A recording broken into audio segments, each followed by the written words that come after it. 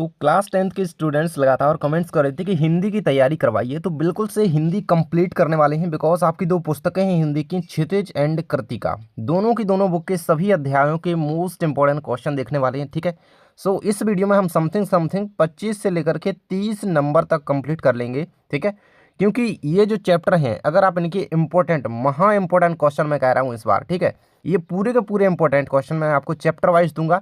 सबसे पहले हम खंड काव्य के क्वेश्चन देखेंगे। ठीक है, आपका जो काव्य खंड है, सॉरी, है ना, और आपका गद्य खंड हो गया, फिर आपका जो कृतिका पार्ट हो गया। ठीक है, कृतिका में ये 3 चैप्टर हैं आपके। ठीक है, इससे 8 नंबर के समथिंग आता है, जिसमें ऑब्जेक्टिव वगैरह होते हैं मिला करके, और 1-2 ऑब्जेक्टिव हो सकते हैं, बाकी क्वेश्चन 1-2 हो सकते हैं। ठीक है, सो हम क्या करेंगे, टोटली आपका पूरा का पूरा करने वाले हैं, दोनों बुक को खल्लास करेंगे। ठीक है, दोनों बुक के सभी अध्यायों के मोस्ट इंपॉर्टेंट, यहाँ पे संगतकार चैप्टर भी है आपका, वो यहाँ पे हाइड हो गया, कोई बात नहीं। तो हम सारे चैप्टर के इंपॉर्टेंट क्वेश्चन, सो पूरी की पूरी वीडियो ध्यान से देख लेना, क्योंकि ये क्वेश्चन तो छोड़ना ही नहीं है। ठीक है, और साथ ही हम व्याकरण कंप्लीट कर लेंगे अगले वीडियो में। ठीक है, जल्दी जल्दी सब कुछ कवर हो जाएगा। तो हम करते हैं कृतिका के सारे क्वेश्चन कंप्लीट, और क्षितिज के भी। ठीक है, सबसे पहले काव्यखंड को देखेंगे। ठीक है, तो काव्यखंड के अंतर्गत आपका सबसे पहला अध्याय है पद, जो कि सूरदास जी द्वारा लिखा गया है। ठीक है, सभी अध्यायों के आपको लेखक या कवि का नाम पता होना चाहिए कि किसने कौन सा लिखा है। ठीक है, मोस्ट इंपॉर्टेंट क्वेश्चन है कि गोपियों द्वारा उर्दव को भाग्यवान कहने में क्या व्यंग्य निहित है। Very very most important.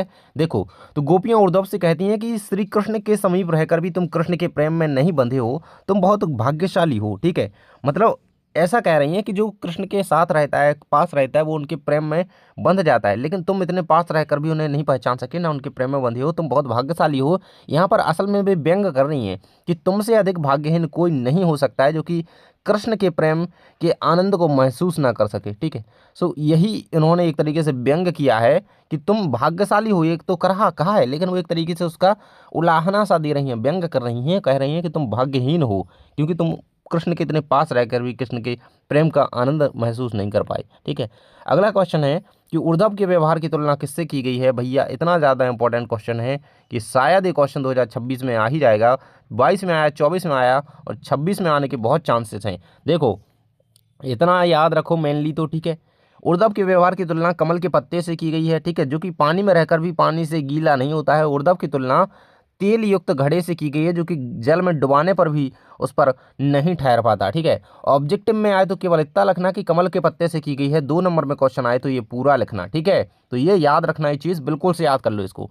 अगला क्वेश्चन देख लेते हैं, गोपियों ने किन किन उदाहरणों के माध्यम से उर्दव को उलाहने दिए हैं। 2 नंबर में क्वेश्चन आता है, तो 3 लाइनें याद कर लो इसकी। ठीक है, मैंने इतनी सारी दे दी हैं, जो भी आसानी से याद हो जाए, बन जाए, वो कर लेना। देखो, गोपियाँ कहती हैं कि हे उर्दव, तुम भाग्यशाली हो जो कृष्ण के समीप रहकर भी कृष्ण के प्रेम में डूबे नहीं। ठीक है, तो वो क्या कर रही हैं, एक तरीके से उलाहना दे रही हैं, व्यंग कर रही हैं। ठीक है, और एक्चुअल में वो कहना क्या चाह रही हैं कि तुम भाग्यहीन हो, है ना, कह रही हैं भाग्यशाली हो, लेकिन वो एक्चुअल में उनका जो कहने का मतलब है, वो कह रही हैं कि भाग्यहीन हो जो कि तुम कृष्ण के प्रेम में को महसूस नहीं कर पाई पास रहकर भी। ठीक है, कृष्ण के प्रेम रूपी प्रीति नदी में तुमने अपने पाँव नहीं डुबाए हैं, तुम्हारी दृष्टि कृष्ण के रूप सौंदर्य से प्रभावित नहीं हुई, और तुम्हारे मन में प्रेम नहीं पनपा। ठीक है, तो ऐसा यहाँ पे वो एक तरीके से उलाहना दे रही हैं। ठीक है, और इस तरीके से आपको यहाँ पे इस सारे के सारे पॉइंट पढ़ लेने हैं। ठीक है, अगले क्वेश्चन में देखें तो कह रहा है कि उर्दव द्वारा दिए गए योग के संदेश ने गोपियों की ब्रहाग्नि में घी का काम कैसे किया है। वेरी मोस्ट इंपॉर्टेंट हो सकता है। ठीक है, कहता है कि गोपियाँ कृष्ण के आने की आस लगाकर बैठी थीं, वे मान रही थीं कि कृष्ण उनसे मिलने अवश्य आएंगे या फिर संदेश भेजेंगे। इसी आस के बल पर वे ब्रह में जी रही थीं, परंतु उर्दव के माध्यम से भेजे गई योग संदेश ने उन्हें बहुत दुख पहुंचाया और उनकी ब्रहाग्नि को बढ़ा दिया। ठीक है, और ज़्यादा वो यहाँ पे ब्रह में जलने लगी। ठीक है, तो ये चीज़ है यहाँ पे। ये उतना ज़्यादा इंपॉर्टेंट क्वेश्चन नहीं है, लेकिन आप इसको पढ़ लेना। ठीक है, अगला कह रहा है कि मर्यादा ना लही, ये इंपॉर्टेंट है। ठीक है, ये इंपॉर्टेंट है। मर्यादा ना लही के माध्यम से कौन सी मर्यादा ना रहने की बात करी गई है। मर्यादा बोले तो मर्यादा। ठीक है, सो मर्यादा ना लही मतलब मर्यादा ना रही। ठीक है, गोपियों का मानना है कि प्रेम के बदले प्रेम ही दिया जाना चाहिए। ठीक है, मतलब ये बिल्कुल से बराबरी होनी चाहिए भाई, जो दिया गया है वही मिलना चाहिए। ठीक है, तो गोपियाँ कहती हैं कि प्रेम के बदले प्रेम ही दिया जाना चाहिए। श्री कृष्ण ने गोपियों के प्रेम के प्रतिदान में स्वयं ना करके, प्रेम संदेश न भेज करके प्रेम की मर्यादा तोड़ दी है। भाई गोपियों को लग रहा था कि या तो कृष्ण स्वयं आएंगे या फिर नहीं आ पाएंगे तो प्रश्न प्रेम संदेश भेजेंगे। उन्होंने क्या भेजा, उन्होंने योग संदेश भेजा। ठीक है, तो गोपियाँ कहती हैं कि उन्होंने मर्यादा तोड़ दी है। ठीक है, उन्होंने प्रेम निभाने की बजाय नीरस योग संदेश भेज करके गोपियों से छल किया है। ठीक है, तो मर्यादा इसी प्रकार से लह ना रही कि प्रेम के बदले प्रेम नहीं मिला उन्हें, और प्रेम के बदले उन्हें क्या मिला भाई, नीरस योग संदेश मिला, जो कि वो कह रही हैं कि प्रेम ने, कृष्ण ने छल किया है और वो यहाँ पे मर्यादा तोड़ रही है। अगला है, कृष्ण के प्रति अपने अनन्य प्रेम को गोपियों ने किस प्रकार अभिव्यक्त किया है। सो ये इंपॉर्टेंट क्वेश्चन है, 2 स्टार लगा लो इसको। वे स्वयं को गुड़ पर लिपटी हुई चींटी की तरह बताती हैं, और जहां पर गुड़ कृष्ण का चींटी एवं गोपियों का प्रतीक है। ठीक है, तो ये चीज याद रखना, वो किस तरीके से अपनी तुलना कर रही हैं। ठीक है, अपनी तुलना यहाँ पे किस तरीके से बता रही हैं कि हम इस तरीके से यहाँ पे कृष्ण के प्रति अनन्य प्रेम में लिप्त हैं, अभिव्यक्त करती हैं। ठीक है, वे स्वयं को हारल पक्षी बताती हैं। तो क्वेश्चन आ जाए कि गोपियों ने स्वयं की तुलना किससे की है, तो हारल पक्षी से की है, जो अपने पंजों में दबी लकड़ी को किसी हाल में नहीं छोड़ता है। जहाँ पर यहाँ पर हारल पक्षी गोपियों का एवं आधार और लकड़ी श्री कृष्ण का प्रतीक है, यानी कि गोपियां सभी कभी श्री कृष्ण को छोड़ नहीं सकती, ऐसा यहाँ पे कहा जा रहा है। वे कहती हैं कि हमने मन वचन और कर्म से श्री कृष्ण को अपने हृदय में बसा लिया है। गोपियां सोते जागते रात दिन, यहाँ तक कि स्वप्न में भी कृष्ण नाम की रट लगाए रहती हैं। ठीक है, तो ये चीजें हैं, और यहाँ पे आप देख लो यहाँ पे। ठीक है, सारे पॉइंट पढ़ लेना एक एक बार। योग संदेश कड़वी ककड़ी की तरह लगता है, क्योंकि इसमें कहीं कृष्ण नहीं है। उनके मन में जो है कृष्ण बसे हुए हैं, वो कृष्ण के बारे में सुनना चाहती हैं, लेकिन योग संदेश उन्हें कैसा लगा। ठीक है, तो क्वेश्चन आए ऑब्जेक्टिव में कि गोपियों को योग संदेश किसकी तरह लगता है, तो कड़वी ककड़ी की तरह लगता है। ये चीज याद रखना। ठीक है, कहा जाता है कि गोपियों ने उद्धव की योग की शिक्षा कैसे लोगों को देने की बात कही है। 2025 में आया था, वैसे तो चांस नहीं है कि आएगा, लेकिन फिर भी देख लेते हैं कि गोपियां कहती हैं कि हे उद्धव, योग संदेश उन लोगों को दो जिनका चित्त अस्थिर है, अर्थात जो चंचल मन वाले व्यक्ति हैं। हमें इसकी आवश्यकता नहीं है, क्योंकि हमारा मन तो श्री कृष्ण पर स्थिर हो गया है। ठीक है, मतलब योग आप सभी को पता है, एक तरीके से यहाँ पे आपको मेंटली फिजिकली ठीक करने के लिए किया जाता है। सो ये वो गोपियाँ कह रही हैं कि भाई हम तो मतलब अपना चित्त लगा चुके हैं एक जगह, हम तो बिल्कुल से अपने लक्ष्य को जान चुके हैं ना, हम स्थिर हो चुके हैं। आप योग संदेश उन लोगों को दो जिनका चित्त अस्थिर है, जिनको पता नहीं है कि भाई हमें करना क्या है। ठीक है, एक्चुअल में ऐसा कह सकते हैं। ठीक है, सो ये यहाँ पे गोपियाँ कह रही हैं। ठीक है, अगला कह रहा है क्वेश्चन कि गोपियों के अनुसार राजा का धर्म क्या होना चाहिए। मोस्ट इंपोर्टेंट क्वेश्चन, इसको 3-4 स्टार लगा लो। कह रहा है कि गोपियों के अनुसार राजा का धर्म है कि वह अपनी प्रजा को सताए नहीं, बल्कि उसके त्रास को दूर करे। ठीक है, उसकी सेवा करे और उसकी सुरक्षा करे। ठीक है, तो ये चीज है यहाँ पे गोपियों के अनुसार राजा का धर्म, यानी कि वह अपनी प्रजा को सताए नहीं, इतना याद रखना। ठीक है, अगला कह रहा है कि गोपियों ने अपनी बकचातुर्य के आधार पर ज्ञानी उद्धव को परास्त कर दिया। उनके बकवाचुर्य सॉरी उनके वक्वातुर्य की विशेषताएं लिखिए। सो गोपियां जो है बाकपटुर हैं, वे बात करने में बड़े ज्ञानी उद्धव को भी पीछे छोड़ देती हैं। योग ज्ञान का संदेश लेकर गोपियों को बहलाने आए उद्धव अपने ज्ञान को गोपियों के सच्चे प्रेम के आगे असहाय पाते हैं। गोपियां निश्चल हैं, वे अपने प्रेम को स्वीकार करती हैं, वे निडर हैं। उद्धव के सामने ही योग को कड़वी ककड़ी बताने लगती हैं, और उन्होंने उद्धव को बड़भागी कह करके उन्हें वास्तव में भाग्यहीन बताना चाहा है। ठीक है, तो ये चीज़ याद रखना। ठीक है, चलते हैं आगे। क्वेश्चन कह रहा है कि गोपियों ने उद्धव के सामने तरह तरह के तर्क दिए, अपनी कल्पना के आधार पर आपको तर्क देना है। ठीक है, सो यदि योग पर सभी संसारी चल पड़े तो प्रेम मार्ग तो समाप्ति हो जाएगा, है ना। तो ऐसा गोपियां कह रही हैं अपने तर्क देते हुए, यदि सब लोग योग पर सब लोग चलने लगे तो प्रेम तो समाप्ति हो जाएगा, जो कि जीवन की समरसता का आधार है। सरल सुंदर प्रेम को छोड़ करके हम कठिन उबाऊ योग को क्यों अपनाएं, ऐसा गोपियां कहती हैं। ठीक है, हम कोमलांगिनी गोपियां हैं, कोई योग तपस्वी नहीं जो प्रेम को छोड़ करके योग की शरण में चली जाएं। ठीक है, तो ऐसे ऐसे तर्क दे रही हैं गोपियां। ठीक है, तो इस चीज को याद रखना। आगे बढ़ते हैं, लास्ट क्वेश्चन इस चैप्टर का है, उद्धव की व्यवहार की तुलना किससे की गई है और क्यों की गई है। ठीक है, वहां पे पढ़ा था हमने किससे की गई है, तो कमल के पत्ते से की गई है। अब क्यों की गई है तो थोड़ा यहाँ पे एक्सप्लेन करना पड़ेगा, ये 2 मार्क्स में क्वेश्चन बन सकता है। ठीक है, तो इसको देख लेना अच्छे से।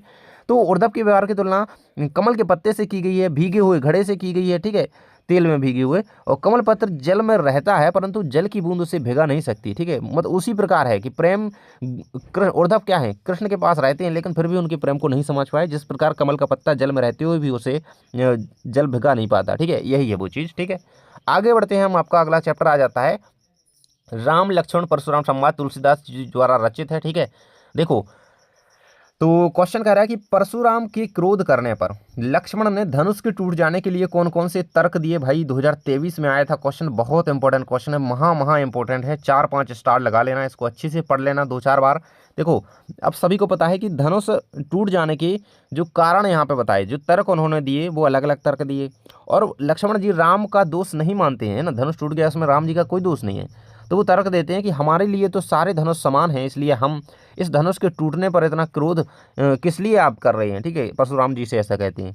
यह धनुष इतना अधिक पुराना होने के कारण जीर्ण था, ऐसे टूट जाने से हानि अर्थात कोई हानि नहीं है। मतलब उन्होंने कहा कि यह धनुष पुराना था इसलिए टूट गया।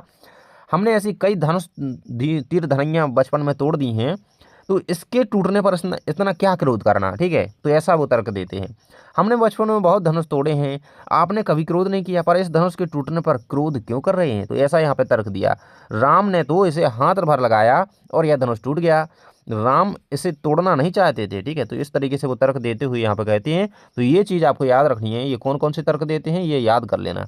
कह रहा है परशुराम की क्रोध करने पर राम और लक्ष्मण की जो प्रतिक्रियाएं हैं उनके आधार पर दोनों के स्वभाव की विशेषताएं अपने शब्दों में लिखिए। ठीक है, अलग से भी आ सकती हैं कि श्री राम के स्वभाव की विशेषताएं लिखिए, अलग से लक्ष्मण जी के स्वभाव की विशेषताएं भी आ सकती हैं। तो दोनों भाइयों के स्वभाव की विशेषताएं आपको यहाँ पे देख लेनी है बिल्कुल से। ठीक है, दोनों की विशेषताएं। राम क्या है, राम स्वभाव से विनम्र हैं, उनके मन में बड़ों के प्रति आदर भाव है, वे गुरुओं के आज्ञाकारी हैं, वे वीर परंतु धैर्यवान हैं। ठीक है, लक्ष्मण क्या है, स्वभाव से उग्र हैं एकदम से। ठीक है, और वे तर्कशील और वाक्पटु हैं, वे बुद्धिमान और व्यंग करने में तो निपुण हैं ही, साथ ही वे वीर हैं परंतु क्रोधी स्वभाव के हैं, थोड़ा है ना, उग्र हैं क्योंकि। ठीक है, तो लक्ष्मण जी को सभी जो लोग जानते हैं किस तरीके का उनका स्वभाव है। ठीक है, इसी प्रकार राम जी के स्वभाव की विशेषताएं यहाँ पे दोनों की यहाँ पे विशेषताएं लिखी गई हैं, तो इनको अच्छी तरीके से याद रखना। अगला क्वेश्चन कह रहा है कि लक्ष्मण ने वीर योद्धा की क्या क्या विशेषताएं बताई। वेरी मोस्ट इंपोर्टेंट, 6-7 स्टार लगा लीजिए, इसको आने वाला क्वेश्चन है ये। ठीक है, देखो श्री लक्ष्मण ने वीर योद्धा की विशेषताएं बताई कि वीर पुरुष अपनी वीरता का बखान नहीं करते। ठीक है, इतना याद रख सकते हो एक। ठीक है, और कहते हैं कि वीरता पूर्ण कार्य स्वयं वीरों का बखान करने में लग जाते हैं ना, कि उन्हें अपनी वीरता का बखान करने का मतलब अपने मुंह से अपनी बड़ाई वीर व्यक्ति नहीं किया करते। वीर पुरुष स्वयं पर कभी अभिमान नहीं किया करते। ठीक है, वीर पुरुष किसी व्यक्ति के विरुद्ध गलत शब्दों का प्रयोग नहीं किया करते। तो ऐसी ऐसी यहाँ पे विशेषताएं उन्होंने वीर योद्धा की बताई। तो ये विशेषताएं याद रखना कि अपनी वीरता का बखान नहीं करते, कभी अपने आप पे अभिमान नहीं करते, और दूसरों के विरुद्ध गलत शब्दों का प्रयोग नहीं करते। ठीक है, आगे बढ़ते हैं। अगला क्वेश्चन है कि अवधी भाषा आज किन किन क्षेत्रों में बोली जाती है। क्वेश्चन इंपॉर्टेंट हो सकता है, ऑब्जेक्टिव में भी बन सकता है। तो अवधी भाषा मुख्यतः उत्तर प्रदेश में बोली जाती है। अवध क्षेत्र में बोले जाने के कारण इसका नाम अवधी पड़ गया। अवध बोले तो अयोध्या क्षेत्र लगभग। ठीक है, और वर्तमान में पूर्वी उत्तर प्रदेश के जिले लखनऊ, अयोध्या, फैजाबाद, सुल्तानपुर, इलाहाबाद जैसे क्षेत्रों में बोली जाती है अवधी। ठीक है, तो ये याद रखना। अगला कह रहा है कि परशुराम जी के क्रोध का मूल कारण क्या था। ठीक है, ऐसा सभी को पता है यार, धनुष टूटना ही उनके क्रोध का मूल कारण था। ठीक है, क्योंकि वो का शिव धनुष था। ठीक है, किसका धनुष था, वो शिव धनुष था। ठीक है, तो ये चीज़ आपको याद रखनी पड़ेगी। वे मान रहे थे कि शिव धनुष जानबूझकर तोड़ा गया है। शिव जी उनके गुरु थे और उनका धनुष टूटने को वे अपने गुरु का अपमान समझ रहे थे, इसलिए उनका यहाँ पे क्रोध लाजमी था। कह रहा है कि लक्ष्मण की बातों से परशुराम का क्रोध क्यों भड़क गया। क्वेश्चन आ सकता है 1 नंबर में या 2 नंबर में।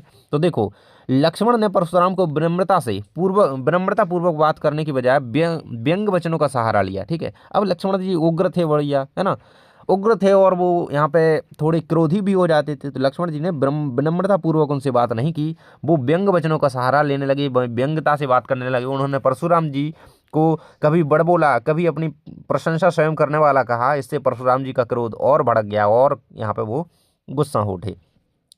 कह रहा है कि दोहा छंद की विशेषताएं लिखिए। ठीक है, दोहा छंद की विशेषताएं, वैसे तो व्याकरणिक क्वेश्चन है लेकिन मैंने यहाँ पे दे दिया है। ठीक है, क्योंकि ऐसा क्वेश्चन इसी चैप्टर में दोहा चौपाई है, सो ऐसा क्वेश्चन यहाँ से आना बनता है। ठीक है, देखो विशेषताएं आई हैं इसलिए मैंने दिया है क्वेश्चन, बिल्कुल से कर लेना। दोहा छंद मात्रक छंद है। इसकी पहली और तीसरी पंक्ति में क्या होती हैं, 13-13 मात्राएं होती हैं। दूसरी और चौथी पंक्ति में 11-11 है। टोटल 24 मात्राएं होती हैं दोहा में, ये चीज़ याद रखना। ठीक है, क्वेश्चन बनता है ऑब्जेक्टिव में, दोहा में कितनी मात्राएं होती हैं, 24। पहली और तीसरी में क्या होंगी, 13-13 होंगी। ठीक है, तो देखो यहाँ पे क्या है, पहली और तीसरी, तो ये क्या बन गया, 13। ठीक है, दूसरी और चौथी फिर तो अलग है, तो 11-11 कर सकते हो। ठीक है, तो ये चीज़ याद रखोगे। चौपाई क्या है, चौपाई की विशेषता, चौपाई एक मात्रक छंद है तुलसीदास जी ने रामचरितमानस को इसी छंद में रचा है। चौपाई छंद 4 पंक्तियों का होता है, प्रत्येक चरण में 16-16 मात्राएं होती हैं। महा इंपॉर्टेंट चीज है। चौपाई छंद में कितनी मात्राएं होती हैं? छप के आ रहा है यार पेपर में, 16-16 मात्राएं होती हैं। अंत में गुरु होता है और यह भी एक गे छंद है जिसे गाया जाता है, मतलब ठीक है। चलिए भाई आगे बढ़ते हैं। लास्ट 2 क्वेश्चन इस चैप्टर से देख लेते हैं। कह रहा है कि लक्ष्मण ने परशुराम को धनुष टूटने के क्या क्या तर्क दिए हैं। तो हमने अभी ये क्वेश्चन पढ़ लिया, ठीक है। कहते हैं कि यह अत्यंत पुराना था इसलिए टूट गया, वह जीर्ण शीर्ण अवस्था में था, मतलब कमजोर था इसलिए टूट गया, ठीक है। राम जी के छूते ही टूट गया। राम ने नया धनुष समझकर उसे उठाया था पर वह कमजोर निकला और टूट गया, ठीक है। तो ये यहाँ पे तर्क दिए उन्होंने, ठीक है। सीधी सी बात है, एक तो पुराना था, कमजोर था, जीर्ण शीर्ण अवस्था में था, तो राम जी के छूते ही टूट गया, ठीक है। पुराने धनुष के टूटने पर लाभ हानि की चिंता करना ही व्यर्थ है, ऐसा उन्होंने तर्क दिया। कहता है कि पाठ के आधार पर वीर योद्धा की विशेषताएं लिखिए। तो ये आपको वीर योद्धा की विशेषताएं इस तरीके से हमने पढ़ ही ली हैं, ठीक है। ऐसे भी क्वेश्चन बन सकता है, इसलिए मैंने अलग तरीके से क्वेश्चन दे दिया है लिख करके, ठीक है। वे क्या करते हैं?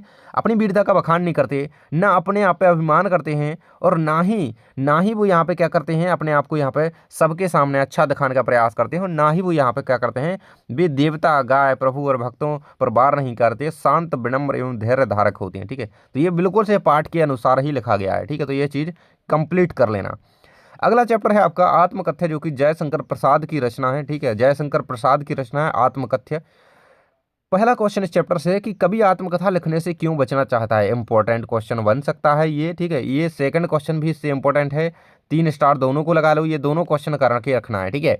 पहला कह रहा है कि कवि मानता है कि उसके जीवन में कोई बड़ी उपलब्धि नहीं है, ठीक है। आत्मकथा लिखने से बचना क्यों चाह रहा है कवि? क्योंकि कवि को लग रहा है कि यार कवि ने कुछ उखाड़ा नहीं है, मतलब कवि ने कुछ बड़ी उपलब्धि हासिल नहीं की है, मतलब ऐसा कवि को लग रहा है। जिसकी सराहना की जाए ऐसा कवि ने कुछ किया ही नहीं है, उसे लग रहा है, ठीक है। उसे लगता है कि उसकी अभावों से भरी जिंदगी की कथा सुनकर के लोग उसका उपहास या मजाक उड़ाएंगे, अतः अपना उपहास नहीं उड़ाना चाहता है। वह यह भी नहीं चाहता कि आत्मकथा लिखने में उसे अपने दुख दर्द फिर से याद आए और वह फिर से दुखी हो जाए। इसलिए देखो, एक तरीके से लोगों के कहने सुनने, है ना, से कि लोग उसका मजाक उड़ाएंगे, इसलिए कभी चाहता है कि यार ये काम नहीं करूं, ठीक है। ऐसा ही हम लोग भी सोचते हैं कभी कभी कि हम ऐसा करेंगे तो लोग मजाक उड़ाएंगे या फिर कुछ दुख दर्द हमें याद आएंगे, कुछ ऐसा होगा वैसा होगा, ठीक है। तो इसी तरीके से कभी सोच रहा है कि ऐसा अगर हम करेंगे तो ऐसा होगा वैसा होगा, ठीक है। तो एक तरीके से उसके मन में ना शंका बनी हुई है, ठीक है। सो इसी कारण कवि को क्या लग रहा है, यहाँ पे आत्मकथा लिखने से वो बचना चाह रहा है। अगला क्वेश्चन कहा जाता है कि स्मृति को पाथेय बनाने से कवि का क्या आशा है। महा इंपॉर्टेंट। तो कवि अपने जीवन की मधुर स्मृतियों को अपना संबल मानता है, वह उन्हीं स्मृतियों के सहारे अपना जीवन जी रहा है, अतः वह स्मृतियों को राही का पाथेय मानता है। पाथेय राह में खाने के लिए रखी गई थोड़ी सी खाद्य सामग्री है, ठीक है। स्मृति को पाथेय, पाथेय बोले तो क्या, जो खाने का सामान हो सकता है, ठीक है। राह में रखी, ठीक है, राह में रखी मतलब रास्ते में रखी कोई सामग्री खाने की, उसे पाथेय कहा गया है, ठीक है। तो कभी क्या है, अपने जीवन की जो मधुर स्मृतियां बोले तो आपकी जीवन की जो स्मृतियां बोले तो यहाँ पे कुछ ऐसी यादें हो सकती हैं अच्छी अच्छी, ठीक है, उन्हें अपना संबल मान रहा है कभी। वह उन्हीं स्मृतियों के सहारे अपना जीवन जी रहा है, अथवा वह स्मृतियों को राही का पाथेय मान रहा है, यानी कि जो उसकी जिंदगी चली जा रही है ना, स्मृतियों को वो उसका खाना मान रहा है ना। तो ये उसका यहाँ पर कहना है, उसका यही आशा है, ठीक है। स्मृति को पाथेय मान रहा है, यानी कि जो अच्छी अच्छी स्मृतियां हैं कवि की, वो उन्हें अपना भोजन समझ रहा है, स्मृति को पाथेय समझ रहा है, ताकि वह उसी के हिसाब से जीता जा रहा है, ठीक है। कह रहा है कि कवि प्रसाद ने आत्मकथ्य कविता की रचना क्यों की है। भैया इंपॉर्टेंट है। कह रहा है कि प्रसाद जी के मित्रों ने हंस पत्रिका में छापने के लिए उनसे अपनी आत्मकथा लिखने का आग्रह किया, परंतु प्रसाद जी ने आत्मकथा नहीं लिखना चाहते थे और इस असहमति से रचना हुई आत्मकथ्य कविता की, ठीक है। देखो, आत्मकथ्य कविता वो लिखना तो नहीं चाहते थे, ना ही वो देखो, उनके दोस्तों ने उनसे कहा यार कि आप बढ़िया अपनी आत्मकथा लिखो, अपने ऊपर लिखो कुछ, है ना, अपने बारे में बता दो, पूरी आत्मकथा लिखो, लेकिन कभी अपनी आत्मकथा नहीं लिखना चाहते थे, ठीक है। क्योंकि वो अपने जीवन के दुखों को, अपनी सब कुछ चीज़ों को, है ना, जो उनके पास्ट में हुई उनको याद नहीं करना चाहते थे, ठीक है। उन्होंने आत्मकथा नहीं लिखना चाहते थे और इसकी सहमति से उन्होंने क्या रचना लिखी, असहमति से, मतलब उन्होंने आत्मकथा तो नहीं लिखी लेकिन ये कविता लिख दी आत्मकथ्य, है ना, जिसमें उन्होंने बताया कि मैं आत्मकथा क्यों नहीं लिखना चाहता, है ना। तो इस तरीके से अगला कहा जाता है कि कभी आत्मकथा क्यों नहीं लिखना चाहता। देखो, फर्स्ट क्वेश्चन जो मैंने बताया था वही है ये, थोड़ा यहाँ पे शॉर्ट फॉर्म में क्वेश्चन आंसर दिया गया है। कभी जानता है कि जिन्होंने पूर्व में आत्मकथा लिखी है उनकी खूब आलोचना हुई है, वह नहीं चाहता कि कभी उसका भी उपहास उड़े, बल्कि उसने आत्मकथ्य कविता लिख करके उन लोगों की आलोचना कर दी है, ठीक है। तो ये चीज़ आप यहाँ पे कंप्लीट रखिएगा। अगला क्वेश्चन आ जाता है आपका, उत्साह अट नहीं रही है वाले चैप्टर से, ठीक है। सूर्यकांत त्रिपाठी निराला जी का चैप्टर है, इन दोनों कविताएं हैं, इनकी उत्साह एक और एक है अट नहीं रही है, दोनों का क्वेश्चन हम देखेंगे। देखो पहला क्वेश्चन दिया गया है, कवि ने बादल से फुहार रिमझिम या बरसने के स्थान पर गरजने के लिए क्यों कहा है भाई। अब भाई बरसो मत, ठीक है, गरजो ऐसा कह रहे हैं कवि। कवि चाहता है कि बादल बरस कर कवि की कविता की तरह एक क्रांति लाए और उत्साह का संचार करे। कवि बदलाव चाहता है, अतः वह बादलों से फुहार या रिमझिम बरसने की बजाय गरजने को कह रहा है कि तुम बोलो, आवाज करो, है ना, जोर से गरज कर बरसने को कह रहा है, क्योंकि उत्साह से ही बदलाव संभव होगा, इसलिए यहाँ पे कवि ने ऐसा कहा है। अगला कहता है कि कविता का शीर्षक उत्साह क्यों रखा गया है। महा इंपॉर्टेंट, एंड इसको मत भूल जाना, इसको भी मत भूल जाना, ठीक है। कहता है कि कवि चाहता है कि व्याकुल और अनमने लोगों के मन में एक क्रांति आए, वे उत्साहित हो जाएं, और कवि ने कविता का नाम उत्साह रखा है, ठीक है। तो उत्साह इसलिए शीर्षक रखा गया है क्योंकि एक तरीके से लोगों के मन में इसको पढ़ करके एक्साइटमेंट जागे भाई, उनके मन में एक क्रांति आए, वे उत्साहित हो जाएं, ठीक है, एक्साइटेड हो जाएं बहुत तरीके से, है ना। इसलिए कवि ने क्या है, इस कविता का शीर्षक उत्साह रखा है। वे अपनी कविता की तरह बादलों से भी उत्साह लाने का आह्वान कर रहे हैं, ठीक है, इसलिए इसका बिल्कुल सार्थक शीर्षक उत्साह रखा गया है। कह रहा है कि कविता में बादल किन किन अर्थों की ओर संकेत करता है, ये क्वेश्चन बिल्कुल से कर लेना। कहता है कि बादल एक क्रांतिकारी की तरह बदलाव लाने का संकेत करता है। बादल व्याकुल जनों की पीड़ा हर कर उन्हें शांति प्रदान करने का संकेत करता है। बादल गरज गरज कर अपने भीतर छिपी बिजली से नव जीवन के सृजन का संकेत करता है। गर्मी से तृप्त धरा पर बरस कर उसे शीतलता प्रदान करने की ओर संकेत देता है, ठीक है। तो देखो बादल एक तरीके से गरज करके क्रांतिकारी की तरह भाव यहाँ पे व्यक्त करता है, ठीक है। व्याकुल जनों से पीड़ा हर कर उन्हें शांति प्रदान करने की यहाँ पे एक तरीके से अभिव्यक्ति व्यक्त करता है, और यहाँ पे जो तपती धरा है, ठीक है, गर्म धरती है, उसको शीतलता प्रदान करना है, ठीक है। अगला क्वेश्चन आ जाता है कि आपको कवि की आंख फागुन की सुंदरता से क्यों नहीं हट रही है, ये क्वेश्चन कर सकते हो, इम्पोर्टेंट है। तो फागुन की सुंदरता, उसकी मादकता कवि के हृदय में भर गई है, ठीक है, और वह उस सौंदर्य का जी भर के पान करना चाहता है, वह सम्मोहित हो गया, इसलिए उसकी आंख फागुन की सुंदरता से नहीं हट रही है, ठीक है। तो क्योंकि फागुन का महीना जो है सुंदर सुंदर होता है, और ऐसी सुंदरता है कि उसकी मादकता उस महीने की, है ना, फागुन की सुंदरता, उसकी मादकता कवि के हृदय में समा गई है, भर गई है, और उस सौंदर्य का जी भर के वह पान करना चाहता है, इसलिए उसकी जो है उस सुंदरता से नज़र नहीं हट रही है या आंख नहीं हट रही है, ठीक है। अगला है कि कवि ने बादल को बच्चों की कल्पनाओं की तरह क्यों कहा है, तो ये क्वेश्चन देख लेना। कहता है कि बादलों का कोई निश्चित स्वरूप नहीं होता, वह बार बार अपना स्वरूप बदलते रहते हैं। बिल्कुल से बादल कभी हमें ऐसा दिख रहा था तो अभी ऐसा फैल जाएगा, क्या पता गायब भी हो जाए, ठीक है। तो इसी प्रकार से बच्चे भी बार बार अपनी कल्पनाओं को बदलते रहते हैं। कवि ने बच्चों की चंचलता को बादलों की चंचलता के साथ स्थापित किया है या उनसे तुलना करते हुए उसको बताया है, ठीक है। तो ये है यहाँ पे बात, ठीक है, मतलब आकार की बात है, यानी कि स्वरूप जो है एक जैसा नहीं रहता, जैसे बादलों का स्वरूप नहीं रहता उसी प्रकार बच्चों की कल्पनाओं का स्वरूप एक जैसा नहीं रहता, बदलती रहती हैं, ठीक है। अगला है कि फागुन के समय डालियों में क्या क्या परिवर्तन देखने को मिल रहा है। फागुन की बात करी जा रही है भाई, फागुन का महीना वही जो कवि को बहुत पसंद है महीना, ठीक है। फागुन के प्रभाव से डालियां पत्तों से लद गई हैं, पहले पतझड़ के कारण सूनी पड़ गई थी, लेकिन जब बारिश हुई, गरजा भाई, गरज गरज गरज कर बरसा बादल, सो बढ़िया से यहाँ पे क्या हुई, पत्तियां जो है पेड़ों पर लद गई और उन पर नए नए पत्ते निकल आए, ठीक है। तो ये यहाँ पर परिवर्तन देखने को मिला। कभी बादल से गरज कर बरसने को क्यों कहता है, तो देखो भाई गरज करके क्यों बरसना है, देखो क्योंकि यार गरजोगे तुम, ठीक है, पहला ही क्वेश्चन है, ये रिपीट हो चुका है, यहाँ पे थोड़ा अलग तरीके से आंसर है। कभी कहता है कि सबके मन का आलस्य और आकर्मण्य दूर हो जाए, इसलिए वह बादलों से गरजने को आह्वान करता है, क्योंकि लोग उत्साह से भर पाएंगे और नव निर्माण के लिए तैयार हो पाएंगे, ठीक है। सो मेन पॉइंट यही है कि उत्साह के लिए, ठीक है, ताकि लोग क्या हो जाए वहाँ पर उत्साहित हों।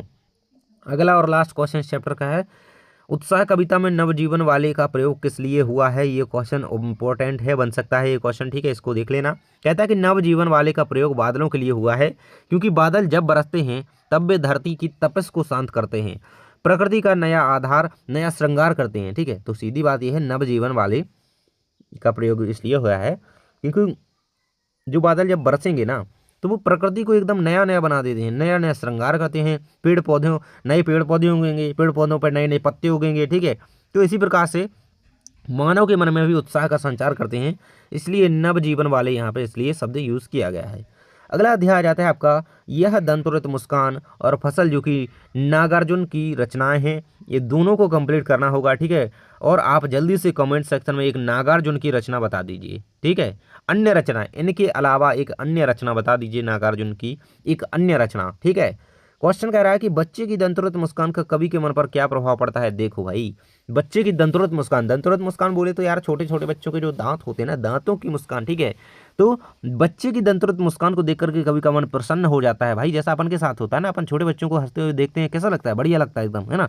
उसके उदास गंभीर मन में जो आ जाता है, आ जाती है, उसे ऐसा लगता है कि मानो उसकी झोपड़ी में कमल के फूल खिल उठे हों, ठीक है। तो ये प्रभाव पड़ रहा है कवि पे, ठीक है, कि उन्हें ऐसा लग रहा है कि जैसे कमल के फूल खिले उठे हों, मानो पत्थर जैसे दिल में प्यार की धारा उमड़ रही हो, बबूल के पेड़ से शेफालिका के फूल झरने लगे हों। बच्चे की निश्चलता और पिता की ममता के कारण ही कवि मन इस तरह प्रभावित होता है। तो ये प्रभाव पड़ रहा है कवि पर, ठीक है। तो ये चीज़ बिल्कुल से याद रखना, ठीक है। निश्चल होती है क्योंकि बच्चों की मुस्कान।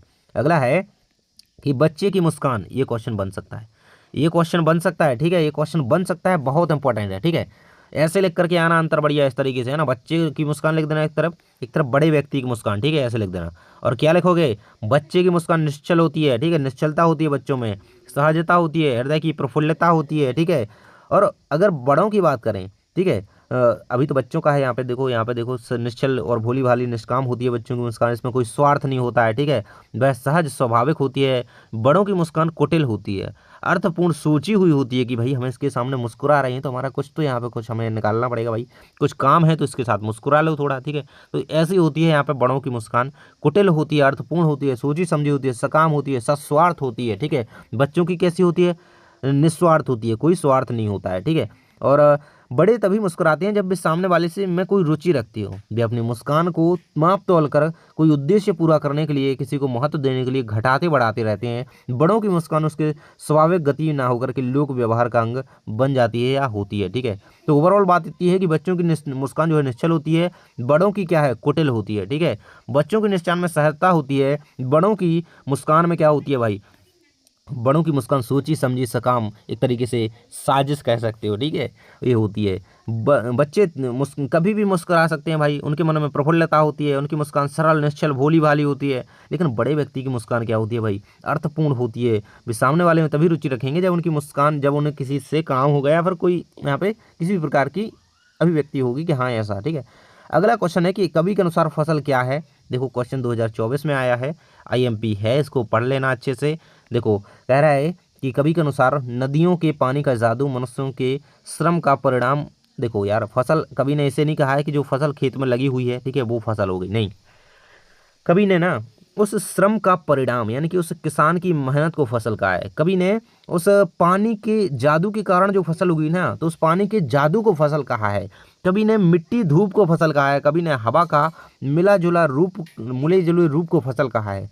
तो एक तरीके से कवि ने जिन जिन लोगों का योगदान उसमें, जिन जिन चीज़ों का योगदान उसमें, उसे फसल कहा है कवि ने, ठीक है। तो ये चीज़ यहाँ पे याद रखना, इसे आप आसानी से कर लोगे। अगला है कि कविता में फसल उपजाने के लिए आवश्यक तत्वों की बात कही गई है। आवश्यक तत्व कौन कौन से हैं भाई, हम सभी को पता है यार, पानी, मिट्टी, हवा, सूर्य का प्रकाश, ठीक है। यहाँ पे आप देखो सूर्य की किरणें हो गई, मिट्टी, हवा, धूप, पानी, ठीक है, जादू, पानी का जादू, मनुष्यों का श्रम, ठीक है। तो मेनली पानी, फिर मिट्टी हो गई, हवा हो गया, सूर्य का प्रकाश हो गया, और परिश्रम हो गया मेन चीज़, ठीक है। तो ये चीज़ें हैं कुछ यहाँ पे जो फसल उगाने के लिए आवश्यक हैं।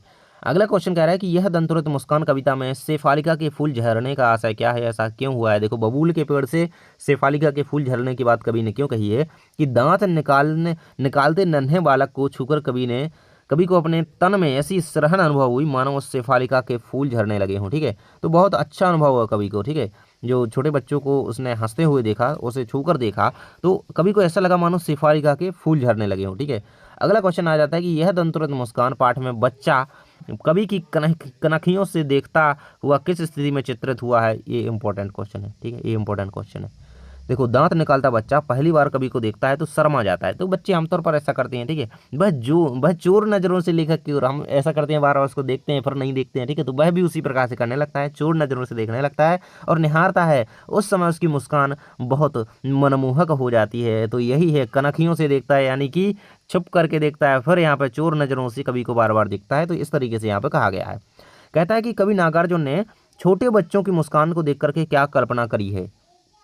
तो कवि ने छोटे बच्चों की मुस्कान को देख करके मनोरम कल्पनाएं की हैं। उन्होंने लिखा है कि बच्चों की दंतुरत मुस्कान मरे हुए व्यक्ति में भी जान डाल सकती हैं। ये महा ऑब्जेक्टिव है भाई, ठीक है। तो बच्चे की दंतरुंत मुस्कान इतनी खतरनाक होती है भाई कि मृत व्यक्ति में भी जान डाल सकती है, ऐसा कभी नहीं यहाँ पे लिखा है। उन्हें लगता है कि मानो सूनी सूनी झोपड़ी में कमल के फूल खिलाए हों, ठीक है, ऐसा उन्हें लगता है कभी बच्चों की मुस्कान देख करके, ठीक है। वो जैसे उस मुस्कान को देख करके पहाड़ पिघल करके जल बन गया हो, ठीक है, ग्लेशियर पिघल गए हों, ऐसा लग रहा है भाई, बबूल के पेड़ से, है ना, शेफालिका के फूल झरने लगे हों, ऐसा ऐसा यहाँ पे कहा है। अगला क्वेश्चन, लास्ट क्वेश्चन है, फसल कविता में कवि का क्या संदेश है। फसल कविता के अंतर्गत कवि क्या संदेश देना चाहता है, तो ये क्वेश्चन रेडी कर लेना, ठीक है। आगे बढ़ते हैं हम आपके अगले चैप्टर संगतकार की ओर, जो कि लास्ट चैप्टर है आपका यहाँ पे काव्य खंड का, ठीक है। फिर गद्य खंड की ओर बढ़ रहे हैं, ठीक है। देखो, संगतकार के माध्यम से कवि किस प्रकार के व्यक्तियों की ओर संकेत करना चाह रहा है, किस प्रकार के व्यक्तियों की ओर संकेत कर रहा है, तो संगतकार के माध्यम से कवि किसी भी कार्य अथवा कला में लगे अधीनस्थ कर्मचारियों और कलाकारों की ओर संकेत कर रहा है, ठीक है। तो संगतकार यार जो मतलब कला में जो जो साथ साथ काम करते हैं, संगत में जो काम करेंगे, साथ साथ काम करेंगे, है ना, तो ये कला की बात हो रही है। कोई कार्य हो गया, कोई कला हो सकती है, उसमें अगर कोई मेन व्यक्ति है तो उसके साथ जो काम कर रहे हैं ना पीछे वाले व्यक्ति, ठीक है, जो कर्मचारी अन्य लगे हुए, तो उनको यहाँ पे क्या है, संगतकार कहा गया है। तो ये चीज़ आपको क्लियर रहेगी। आगे बढ़ते हैं, संगतकार जैसे व्यक्ति संगीत के अलावा और किन किन क्षेत्रों में दिखाई देते हैं भाई, हर एक क्षेत्र में, लगभग हर एक क्षेत्र में कह लो यार, संगतकार जैसे व्यक्ति होते हैं। जैसे देखो, जैसे गाना गाने वाले होते हैं उनके साथ संगतकार होते हैं ना, है ना, संगतकार मतलब जो साथ में यहाँ पे उनकी लय मिलाने का काम करते हैं, ठीक है। और इसी प्रकार से अन्य क्षेत्रों में भी यहाँ पे संगतकार होते हैं। हर एक क्षेत्र की बात मान लो अब, जैसे देखो बड़े बड़े नेता हैं, तो अब नेता के साथ संगतकार भाई उनके एक चापलूस वगैरह होते हैं भाई। अब चापलूस कहने से मतलब ये नहीं है कि वो चापलूस ही होते हैं, कई उनके यहाँ पे कई सारे यहाँ पे ऐसे खास लोग होंगे, ठीक है, तो वो उनके एक तरीके से संगतकार होती हैं। अभिनेता हो गए, ठीक है, तो अभिनेता यार जब फिल्म बनती है तो ऐसा थोड़ी है कि अब जो फिल्म पर जो दिख रहा है स्क्रीन पर वही केवल यहाँ पर सब कुछ है, वो यहाँ पे मेन होता है, लेकिन उसके पीछे जो संगतकार काम करते हैं, उसके पीछे जो लोग काम करते हैं, वो बहुत ज़्यादा इंपॉर्टेंट होते हैं पर्दे के पीछे वाले, ठीक है, तो वही संगतकार हैं, ठीक है। संत महात्माओं के साथ भी इसी प्रकार सहयोग करने वाले लोग होते हैं, ठीक है। नेताओं के इर्द गिर्द रहने वाले उपनेता हो गए भाई, बड़े नेता को महत्व में बढ़ाने में लगे रहते हैं, ठीक है, ठीक है। आम कार्यकर्ता, झंडे लगाने वाले, तो ये क्या है, एक तरीके से संगतकार हैं, ठीक है। इसी प्रकार से देखो, अब जैसे यहाँ पे कोई किसी की टीम होगी, बिजनेस हो गया, ठीक है, तो उसमें भी उसके कर्मचारी लगे रहते हैं, तो वो क्या है, संगतकार है एक तरीके से उसके। अगला क्वेश्चन है आपका, संगतकार किन किन रूपों में मुख्य गायिकाओं की मदद किया करते हैं। देखो, संगतकार क्या करते हैं, गायक या गायिकाओं के स्वर में अपना स्वर मिला करके स्वर को प्रभावपूर्ण बनाते हैं, ठीक है। अभी ना, फिर पीछे से गाते हैं, अभी ना जाओ छोड़ कर, है ना, तो ये क्या करते हैं, स्वर मिलाएंगे भाई, स्वर मिलाने का काम करते हैं। गायक गायिकाओं के भटक जाने पर स्थायी पंक्ति को बार बार गाकर उसे संभलने का अवसर देते हैं, बिल्कुल से देते हैं यार, है ना, तो ये है, उनके स्वर में स्वर मिला करके मुख्य गायक या गायिका को एक अनुभूति कराने में सफल होते हैं कि भाई अकेला नहीं है, ठीक है, उसके साथ है, तो एक गाने में और एक अच्छी अनुभूति प्राप्त होती है। मुख्य गायक गायिकाओं के तार सप्तक में चले जाने पर वह स्वर से उसे संभाल लेते हैं। तार सप्तक बोले तो मतलब अपन गाते गाते ना इतने थक से जाएंगे कि अपना लगेगा कि थोड़ा यहाँ पे रुक लिया जाए, तो वो उसे संभालने का प्रयास करते हैं, ठीक है।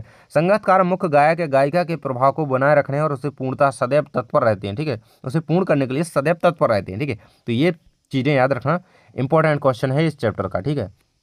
अगला है, संगतकार जैसे व्यक्ति की जीवन में क्या उपयोगिता होती है, स्पष्ट रूप से समझाइए। यार देखो, संगतकार का अगर मतलब आप जानते हो कि यार जो एक व्यक्ति है मेन, उसके पीछे करने वाले कुछ ऐसे व्यक्ति, उसके पीछे काम करने वाले कुछ ऐसे व्यक्ति जो उसकी सहायता, है ना, मतलब इनके बिना ना ये व्यक्ति कुछ है ही नहीं, ठीक है। तो अब आप समझ जाओ यार कि संगतकार जैसे व्यक्ति की उपयोगिता क्या हो सकती है जीवन में, ठीक है, कि संगतकार जैसे व्यक्ति सच्चे अर्थों में सहायक होते हैं, वे स्वयं के लिए कुछ नहीं करते, अपितु अपने स्वामी के प्रभाव को बढ़ाने के लिए, मतलब ये जो व्यक्ति है ना पीछे वाले व्यक्ति, तो ये इस व्यक्ति के लिए इतना कुछ करेंगे, लगे रहेंगे, है ना, ऐसा करते हुए भी कभी मुख्य गायक का स्थान नहीं लेना चाहते। वे सदा अपने स्वामी के प्रभाव को बढ़ाने के लिए स्वयं को दबाकर रखते हैं, और इस तरीके का उनका बलिदान ही कहा जा सकता है, ठीक है। तो इसको ये क्वेश्चन रेडी रखना।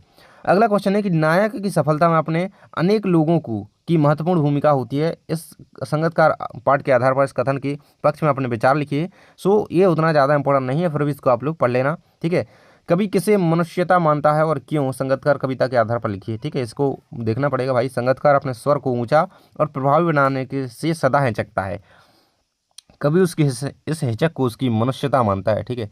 तो देखो, मनुष्यता किसे मान रहा है कभी, ठीक है, तो संगीतकार क्या है, अपनी आवाज़ नहीं बढ़ाता, यानी कि वो मेन गायक से, मुख्य जो गायक होगा उससे तेज आवाज़ नहीं करेगा कि मैं इससे तेज गाऊं, ठीक है, वो उसकी सहायता करने के लिए, है ना। तो उसे मनुष्यता कहा है कि भाई यही जो है इम्यूनिटी एक तरीके से कही गई यहाँ पे। अगला और लास्ट क्वेश्चन इस चैप्टर से आपको देखना है, 2025 में आया था भाई। कह रहा था कि संगीतकार किन किन रूपों में मुख्य गायक गायिकाओं की मदद करते हैं, इतना क्वेश्चन आया था, ठीक है, इतना क्वेश्चन आया था, ठीक है। इस प्रकार से भी क्वेश्चन पूछा जा सकता है। तो हमने अभी पढ़ा है यार कि किस किस तरीके से मदद करते हैं, ठीक है। तो संगीतकार स्वभाव के लोग जो है दुनिया के छल प्रपंच से दूर श्रद्धा के धनी होते हैं। वे मुख्य कलाकार के सहयोगी हैं जो कि गायक को अच्छा गाने में सहयोग प्रदान करते हैं, ठीक है। विश्वास को खत्म नहीं करना चाहते, वे मुख्य कलाकार को सदैव गुरु और स्वामी का दर्जा देते हैं। मुख्य कलाकार को धोखा देना अपनी प्रवृत्ति के अनुसार पाप समझते हैं। तो ये सारी चीज़ें हैं, ठीक है। अगला क्वेश्चन आ जाता है आपके गद्य खंड से, ठीक है। तो गद्य खंड से अब हम स्टार्ट आगे के सारे क्वेश्चन कर रहे हैं, ठीक है। तो चलिए हम आगे के क्वेश्चन देख लेते हैं। जितने भी सारे क्वेश्चन है गद्य खंड के, तो पूरे क्वेश्चन रेडी करते चलेंगे, ठीक है। अब इसमें आपके क्षितिज भाग दो गद्य खंड के कुछ चैप्टर कौन कौन से हैं, नेताजी का चश्मा, बाल गोविंद भगत, लखनवी अंदाज, एक कहानी यह भी, और नौबत खाने में इबादत और संस्कृति, ठीक है, संस्कृति। देखो भाई, तो इन सारे चैप्टर को देखेंगे। नेताजी का चश्मा जो कि स्वयं प्रकाश की रचना है, और यहाँ पे पहला क्वेश्चन है, सेनानी ना होती हुए भी चश्मे वाले को लोग कैप्टन क्यों कहते थे। 2023 में एक क्वेश्चन आया था, ये महा इंपॉर्टेंट क्वेश्चन है। देखो, सेनानी ना होती हुए भी चश्मे वाले को लोग इसलिए कैप्टन कहते थे क्योंकि उसके मन में देशभक्ति और देश प्रेम की भावना का जो है भावना थी, ठीक है। वह नेताजी की चश्मा विहीन मूर्ति से आहत होता था। उसके मन में नेताजी के प्रति अपार श्रद्धा थी, वह अपने हृदय में देश के लिए त्याग और समर्पण की भावना, ठीक है। सीधी बात है यार, चश्मे वाला कैप्टन भले ही नहीं था, सेनानी भले ही नहीं था, लेकिन उसे कैप्टन इसलिए कहते थे लोग क्योंकि वह देशभक्त था, देश प्रेमी था। वह नेताजी की चश्मा विहीन मूर्ति नहीं देख सकता था, वह हमेशा नया चश्मा लगा देता था, ठीक है। तो ये चीज़ थी। अगला है कि नेताजी का चश्मा नेताजी सुभाष चंद्र बोस की मूर्ति को देखकर लेखक के मन में कौन सी कमी खटकी। 2022 में आया था ये क्वेश्चन। तो नेताजी की मूर्ति देखने के पश्चात लेखक को मूर्ति पर चश्मा नहीं दिखा, तो उन्हें चश्मे की कमी खटकी, ठीक है। कौन सी कमी खटकी भाई, तो चश्मा नहीं दिखा तो चश्मे की कमी खटकी, ठीक है। तो पूछने पर पाया कि कैप्टन चश्मे वाला मर चुका था जो कि रोज मूर्ति पर चश्मा लगाता था, ठीक है। तो लेखक ने ये यहाँ पे पाया बाद में कि कैप्टन जो चश्मा लगा दिया करते थे, ठीक है, लेकिन अब चश्मा नहीं था क्योंकि कैप्टन ही नहीं है। अगला कह रहा है कि मूर्ति पर लगा सरकंड का चश्मा क्या उम्मीद जगाता है। 2025 में आया था एक क्वेश्चन। तो मूर्ति पर सरकंड का चश्मा देख करके हालदार साहब को बहुत आनंदित महसूस हुआ। वे लोगों की देशभक्ति पर रोमांचित हो उठे, उनकी आंखों से खुशी के आंसू उमड़ आए, ठीक है। तो ऐसा यहाँ पे कवि को यहाँ पे महसूस हुआ, ठीक है। अगला है, कैप्टन कौन था, वह मूर्ति पर चश्मे को बार बार बदल क्यों देता था भाई। तो कैप्टन था कौन, पहले तो ये समझ लो। कैप्टन नेताजी सुभाष चंद्र बोस का परम भक्त था। वह चौराहे पर लगी उनकी मूर्ति पर चश्मा न देख करके बहुत दुखी हो जाया करता था। वह स्वयं फेरी लगा करके चश्मे बेचा करता था। अतः नेताजी की मूर्ति पर कोई ना कोई चश्मा लगा दिया करता था, परंतु जब किसी ग्राहक को मोती पर लगा चश्मा पसंद आ जाता था, मतलब मूर्ति पर लगा चश्मा पसंद आ जाता था, तो चश्मे वाला उसे बेचकर उसकी जगह कोई दूसरा चश्मा लगा देता था। इस कारण चश्मा बार बार बदल दिया जाता था, ठीक है। तो कैप्टन भाई कौन था, कैप्टन नेताजी सुभाष चंद्र का भाई एक बहुत ही परम भक्त था, मतलब एक तरीके से देश प्रेमी थे। तो यहाँ है ना, देश प्रेमियों से ही प्रेम करेंगे। और चौराहे पर लगी मूर्ति, मतलब अगर मूर्ति पर, नेताजी की मूर्ति पर चश्मा नहीं है तो वो उसको दुख होता था, ठीक है, कि मूर्ति पर चश्मा क्यों नहीं है, ठीक है। वो नया लगा देता था, ठीक है, और वो चश्मा बेचने का काम करता था, ठीक है। तो फिर अगर नया चश्मा वो बिच गया उसका मूर्ति वाला, तो फिर नया उस पर लगा देता था, ठीक है। अगला है, नेताजी की मूर्ति में कौन सी कसर खटकती थी और क्यों। तो नेताजी की मूर्ति सभी महानताओं और उनके द्वारा किए गए कार्यों को याद दिलाती थी, जैसे दिल्ली चलो, तुम मुझे खून दो मैं तुम्हें आज़ादी दूंगा। सभी स्मृतियां यहाँ पे स्मृति पटल पर मूर्ति देखते ही दौड़ने लगती थी। परंतु नेताजी की मूर्ति की आंखों पर चश्मा नहीं था, जो उनकी क्या था, मुख्य पहचान थी। और आंखों पर चश्मा न होने की बात यहाँ पर खटकने लगती थी। ये क्वेश्चन इंपॉर्टेंट हो सकता है, ठीक है। देखो इसको अच्छे से। तो कसर क्या खटकती थी भाई, चश्मा नहीं होता था, ठीक है, तो यही खटकती थी, ठीक है। अगला क्वेश्चन आ जाता है अगले चैप्टर से, बाल गोविंद भगत, राम वृक्ष बेनीपुरी जी का चैप्टर है, राम वृक्ष बेनीपुरी, ठीक है। तो यहाँ पर देखो ध्यान से, कह रहा है कि भगत ने अपने बेटे की मृत्यु पर अपनी भावनाएं किस प्रकार से व्यक्त करी थी। तो अपने बेटे की मृत्यु पर भगत ने इस प्रकार से भावनाएं व्यक्त की थी कि मृतक पुत्र को आंगन में चटाई पर लेटा करके सफ़ेद कपड़े से ढक दिया, ठीक है। मृतक पुत्र के ऊपर फूल और तुलसी के पत्ते बिखेर दिए और सरहाने एक दीपक जला करके रख दिया। उसके समीप आसन पर बैठ करके हमेशा की तरह कबीर के पदों का गान करने लगा। ठीक है, पतोहू को समझाने लगे कि आत्मा परमात्मा में मिल गई है, मतलब दुख नहीं हुआ। ठीक है, कबीर के पदों का गान करने लगे ये सारे काम करने के बाद, और अपनी पतोहू पुत्र वधू को समझाने लगे कि आत्मा का परमात्मा से मिलन हो गया है, और गीत गाने लगी। अपने ईश्वर से ब्रहणी मिल गई है। ठीक है, ऐसा कहने लगे। पतहू को समझाते हुए समय रोने का ना होकर के उत्सव मनाने का कहने लगे। ठीक है, तो ये ऐसी भावनाएं उन्होंने व्यक्त की। ठीक है, अगला है कि भगत की पुत्र वधू ने अकेला क्यों नहीं छोड़ना चाहती थी। 2026 में ये क्वेश्चन बन जाएगा। देखो, भगत की पुत्र वधू ने अकेला नहीं छोड़ना चाहती थी क्योंकि भगत जी जो है संसार में अकेले हैं। उनका एकमात्र जो है पुत्र था जो कि मर चुका है। वे बूढ़े हैं और भक्त हैं। उन्हें घर बार और संसार में कोई रुचि नहीं है, अतः वे अपने खाने पीने और स्वास्थ्य की वो ध्यान नहीं देते हैं। ठीक है, और अकेले रहेंगे तो दे भी नहीं पाएंगे। इसलिए पुत्रवधू सेवा भाव से उनके चरणों की छाया में अपने दिन बिताना चाहती थी। वह उनके लिए भोजन और दवा दारू का प्रबंध करना चाहती थी। ठीक है, तो ये चीज़ यहाँ पे आप लिखोगे, क्योंकि वह उन्हें अकेला इसलिए नहीं छोड़ना चाहती थी क्योंकि यार उनका जो एकमात्र पुत्र था उसकी मृत्यु हो चुकी थी। वे बूढ़े थे, और उन्हें जो है घर बार संसार में कोई रुचि नहीं थी। ठीक है, और वे अपने खाने पीने का ध्यान नहीं रख पाएंगे अकेले। ठीक है, इसलिए उनकी सेवा करना चाहती थी। ठीक है, तो ये चीज़ है। अगला है, खेती बाड़ी से जुड़े गृहस्थ बाल गोविंद भगत अपनी किन चारित्रिक विशेषताओं के कारण साधु कहलाते थे। देखो, तो उनके कुछ यहाँ पे विशेषताएं थी कि वो यहाँ पे क्या किया करते थे, कबीर के पद गाया करते थे। ठीक है, कबीर के पद गाया करते थे। ठीक है, वो अपनी यहाँ पे एक तरीके से अपने आप को कबीर साहब को यहाँ पे समर्पित कर चुके थे। ठीक है, वो स्वयं को भगवान का बंदा मानते थे। ठीक है, तो ये चीज़ याद रखना। वे अपनी कमाई पर पहले भगवान का हक मानते थे, इसलिए फसलों को पहले साहब के दरबार में अर्थात कबी पंथी मठ में ले जाते थे। ठीक है, तो इस प्रकार से उनकी कुछ भावनाएं रही हैं उनके प्रति। ठीक है, इसी कारण वो साधु कहलाए। ठीक है, अगला है आपका, बाल गोविंद भगत की दिनचर्या लोगों की अचरज का कारण क्यों थी। देखो भाई, क्योंकि उनकी दिनचर्या कहाँ थी, दिनचर्या भाई इनकी थी कि गृहस्थ जीवन में रहते हुए उन्होंने साधुता को कभी छोड़ा नहीं। लोग अचरज में थे भाई, ये सारा कुछ काम कर लेता है व्यक्ति। ठीक है, भूल कर भी दूसरे की वस्तु बिना पूछे प्रयोग नहीं करते थे। ठीक है, तो इसीलिए इसी कारण लोग अचरज में रहते थे। भोर में यानी कि सुबह से नित्य 2 मील दूर जाकर के नदी स्नान करना लौटना हमेशा की तरह दिनचर्या में था। ठीक है, दांत किटकिटाने वाली ठंड में टेर लगाते खंजड़ी बजाते समय उनके माथे पर श्रम बिंदु चमक उठते थे। ठीक है, तो ये यहाँ पे कुछ ऐसे कारण थे जिनकी जो उनकी दिनचर्या थी लोगों को अचरज का कारण बन गई। ठीक है, तो ये कुछ यहाँ पे पॉइंट है, याद रखना।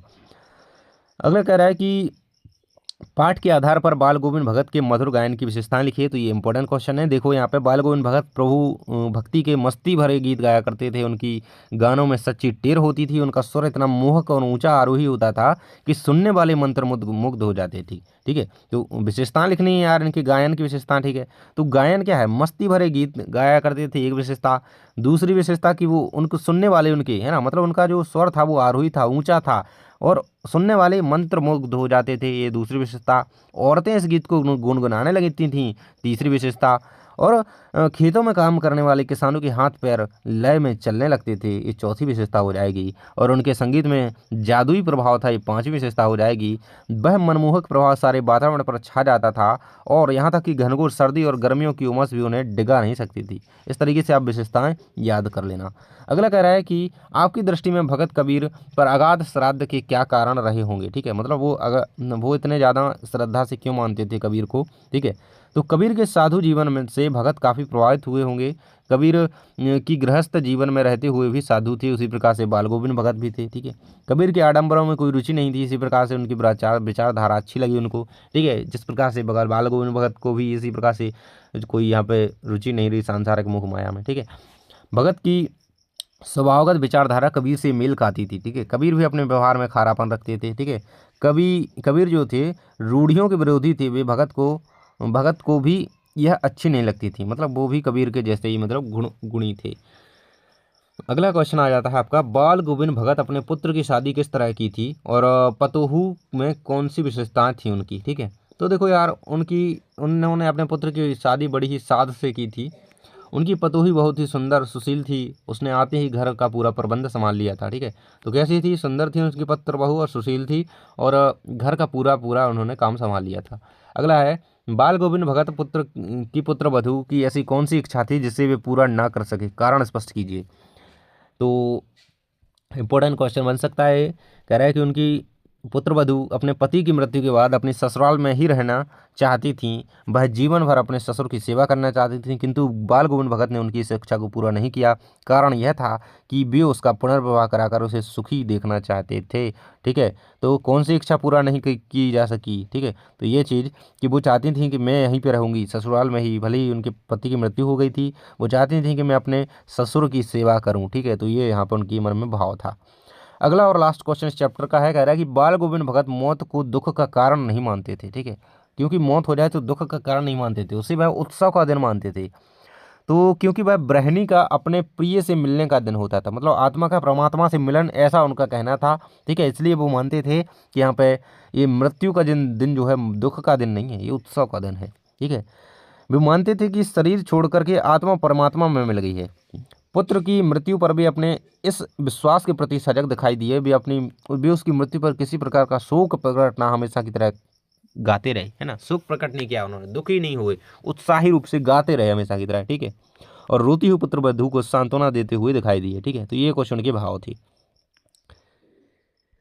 अगला चैप्टर है आपका लखनवी अंदाज, जो कि यशपाल जी का चैप्टर है। इसके इंपॉर्टेंट क्वेश्चन देख लेते हैं हम। ठीक है, कह रहा है कि नवाब साहब खीरे खाने के ढंग के माध्यम से क्या दिखाना चाहते थे? तो वो अपनापन दिखाना चाहते थे। ठीक है, तो नया ढंग अपना करके यह दिखाना चाहते थे कि वास्तव में नवाब हैं। ठीक है, तो वो एक तरीके से अपना रुआब दिखाना चाहते थे नवाबी का। ठीक है, इसलिए वे आम लोगों से ऊंचे हैं। ठीक है, वो अपना ये बताना चाहते थे कि मैं वास्तव में नवाब हूँ। ठीक है, तो ये चीज़ है। लेखक के अनुसार नवाब साहब की ने सेकंड क्लास का टिकट क्यों खरीदा? ठीक है, तो सेकंड क्लास का टिकट यहाँ पर लेखक के अनुसार यहाँ पर नवाब साहब ने क्यों खरीदा? सो देखो, सेकंड क्लास का टिकट इसलिए खरीदा क्योंकि उन्हें विश्वास था कि उस डिब्बे में कोई और यात्री नहीं होगा, इसलिए वे अकेले ही सफ़र का आनंद लेंगे और बैठ करके खीरे खाएंगे। ठीक है, उन्हें ऐसा लग रहा था।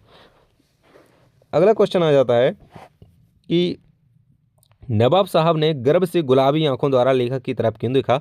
तो नवाब साहब ने गर्व से गुलाबी आंखों द्वारा लेखक की ओर देखा, मानो भी यह कहना चाहते थे कि देखो देखो देखो, खीरा खाने का खानदानी तरीका यह होता है ना, इसे हम ही जानते हैं, तुम नहीं। ठीक है, तो गुलाबी आंखों से इसलिए देखा, मतलब तेज तर्रार तरीके से देखा थोड़ा, है ना। वो कहना चाहते थे कि देखो खीरा ऐसे खाया जाता है। ठीक है, इसलिए उन्होंने गर्वपूर्ण तरीके से देखा। अगला चैप्टर है मन्नू भंडारी का, एक कहानी है भी, ये मन्नू भंडारी की रचना है, बहुत इंपॉर्टेंट है। ठीक है, इनका परिचय कर लेना अच्छे से। 2024 में क्वेश्चन आया था आपका कि लेखिका के व्यक्तित्व पर किन किन व्यक्तियों का किस रूप में प्रभाव पड़ा है? तो एक तो पिताजी का प्रभाव पड़ा, और शीला अग्रवाल। ठीक है, शीला अग्रवाल का प्रभाव इनके जीवन पर पड़ा। ठीक है, जो इनकी प्राध्यापिका थी, हिंदी की टीचर थी। ठीक है, तो इनकी मन्नू भंडारी की हिंदी की प्राध्यापिका का नाम क्या था? शीला अग्रवाल था। तो ये चीज़ याद रखना। ठीक है, तो इन दोनों की विशेषताएं यहाँ पे याद रख लेना। ठीक है, इन व्यक्तियों के व्यक्तित्व का यहाँ पर प्रभाव पड़ा था उनके जीवन पर। ठीक है, अगला आ जाता है आपका, मन्नू भंडारी ने किन रचनाओं को पढ़कर अपनी साहित्य की दुनिया में को बृहद आयाम दिया है? तो मन्नू भंडारी ने जैनेन्द्र के उपन्यास सुनीता और अजय के उपन्यासों शेखर एक जीवन और नदी के द्वीप आदि पढ़कर के अपने साहित्य की दुनिया को बृहद आयाम दिया है। ठीक है, तो जैनेन्द्र कुमार का उपन्यास सुनीता, जो कि मन्नू भंडारी की प्रिय रचना थी, इन्हें बहुत पसंद था ये उपन्यास। ठीक है, और इस प्रकार से ये ऐसी रचनाएं पढ़ करके इन्होंने अपने जीवन को यहाँ पे बृहद आयाम दिया है। ठीक है, अगला है कि लेखिका मन्नू भंडारी का अपने पिता के से वैचारिक टकराव का सिलसिला कब और क्यों चला? ठीक है, तो लेखिका मन्नू भंडारी का अपने पिता से टकराव तब शुरू हुआ जब वे अपनी शिक्षिका शीला अग्रवाल की प्रेरणा से स्वाधीनता आंदोलन में बढ़ चढ़ करके भाग लेने लगी। फिर विवाह होने तक और उसके बाद भी यह टकराव चलता रहा। ठीक है, तो वह क्या है, आंदोलन में भाग लेने लगी, इस कारण उनके पिता से उनका टकराव यहाँ पे चलने लगा। अगला क्वेश्चन आ जाता है आपका, इस आत्मकथ्य में लेखिका के पिता ने रसोई को भटियार खाना कहकर के संबोधित किया है। बहुत इंपॉर्टेंट क्वेश्चन। भटियार खाना क्यों कहा है? भटियार खाने शब्द का अर्थ क्या है? ठीक है, देखो, भटियार खाने शब्द के दो अर्थ हैं। जहाँ हमेशा भट्टी जलती रहे, ठीक है, यानी कि चूल्हा चढ़ा रहे, ठीक है, भटियार खाना है। और जहाँ बहुत शोरगुल रहता है, भटियारे का घर, ठीक है, कमीने और असभ्य लोगों का जमघट एक तरीके से। ठीक है, तो दो अर्थ यहाँ पे भटियार खाने के निकलते हैं। ठीक है, एक तो ऐसा स्थान जहाँ पर चूल्हा, यानी कि यहाँ हमेशा से भट्टी जलती रहे हो, भट्टा भटियार, ठीक है, तो चूल्हा जलता रहो। एक ऐसा स्थान जहाँ पर क्या है, शोरगुल रहे और लोग लगे रहे चकल पट्ट करने, ठीक है, कुछ भी यहाँ पे। ठीक है, तो यहाँ पे असभ्य लोगों का यहाँ पे स्थान कह सकते हो। तो इसी के संदर्भ में यहाँ पे उन्होंने भटियार खाना क्यों कहा है? तो ये क्वेश्चन है यहाँ पे कि पाठ के संदर्भ में भटियार खाने शब्द का अर्थ प्रयुक्त हुआ है रसोई घर, ठीक है, यानी कि चूल्हा जहाँ पे चढ़ा रहता है, ठीक है। हमेशा यहाँ पे खाना पकाना चलता रहता है। पिताजी अपने बच्चों को घर गृहस्थी तक सीमित नहीं रखना चाहते थे, वे उन्हें जागरूक बनाना चाहते थे, इसलिए उन्होंने रसोई घर की उपेक्षा करते हुए भटियार खाना अर्थात प्रतिभा को नष्ट करने वाला कह दिया, ठीक है। तो ये चीज़ है यहाँ पे, बिल्कुल से इस चीज़ को याद कर लेना, ठीक है। अगला क्वेश्चन कह रहा है कि मन्नू भंडारी के पिता की कौन सी विशेषताएं अनुकरणीय हैं। सो मन्नू भंडारी के पिता स्वतंत्र सोच, स्त्री पुरुष समानता की भावना और देश के प्रति लगाव की भावना, इनकी ये अनुकरणीय भावना की तरफ यहाँ पे संदेश देती है। अगला है मन्नू भंडारी के पिता ने आर्थिक विशेषताएं कभी बच्चों को क्यों नहीं बताई, ठीक है, आर्थिक विशेषताएं, ठीक है। सो मन्नू भंडारी के पिता स्वाभिमानी थे, वे अपने आश्रित बच्चों के सामने अपनी आर्थिक व्यवस्थाओं का रोना आत्मसम्मान के विरुद्ध मानते थे। दूसरे आर्थिक धोखे खाकर वे बहुत शक्की और तनावग्रस्त हो चुके थे, ठीक है। ये चीज़ें याद रखना कि उन्होंने अपनी जो व्यवस्थाएं थी उनके पास जैसे आर्थिक व्यवस्था ठीक नहीं थी, तो उन्होंने इसका रोना या फिर इसके बारे में कभी अपने बच्चों को नहीं बताया, ठीक है, क्योंकि वह बहुत ही आत्मसम्मान के विरुद्ध मानते थे इस चीज़ को। अगला क्वेश्चन है कि ये कहानी या विपाठ के आधार पर लेखिका ने पिताजी के दो सकारात्मक और नकारात्मक गुणों का उल्लेख किया है, उनका उल्लेख कीजिए। सकारात्मक गुणों की बात करें तो उनके पिताजी मानते थे स्त्री पुरुष की समानता के बारे में, देश के प्रति लगाव होना चाहिए और खुले विचार यहाँ पर, ठीक है। इस तरीके की सकारात्मकता की विशेषताएं उनके पिताजी की कही जा सकती हैं। और नकारात्मक के रूप में करें तो उनका भाव जो है अहंकारी, शक्की, अपने ही बच्चों से भेदभाव, तो ऐसे कुछ यहाँ पे उनकी अहंकारी रूप में यहाँ पर शक्की यहाँ पे प्रभाव उनका यहाँ पे देखा गया, ठीक है। अगला है शीला अग्रवाल कौन थी, उनका मन्नू पर क्या प्रभाव पड़ा। तो अभी हमने देखा कि कॉलेज की हिंदी की प्राध्यापिका थी शीला अग्रवाल, ठीक है, जो कि इनकी शिक्षिका थी, ठीक है।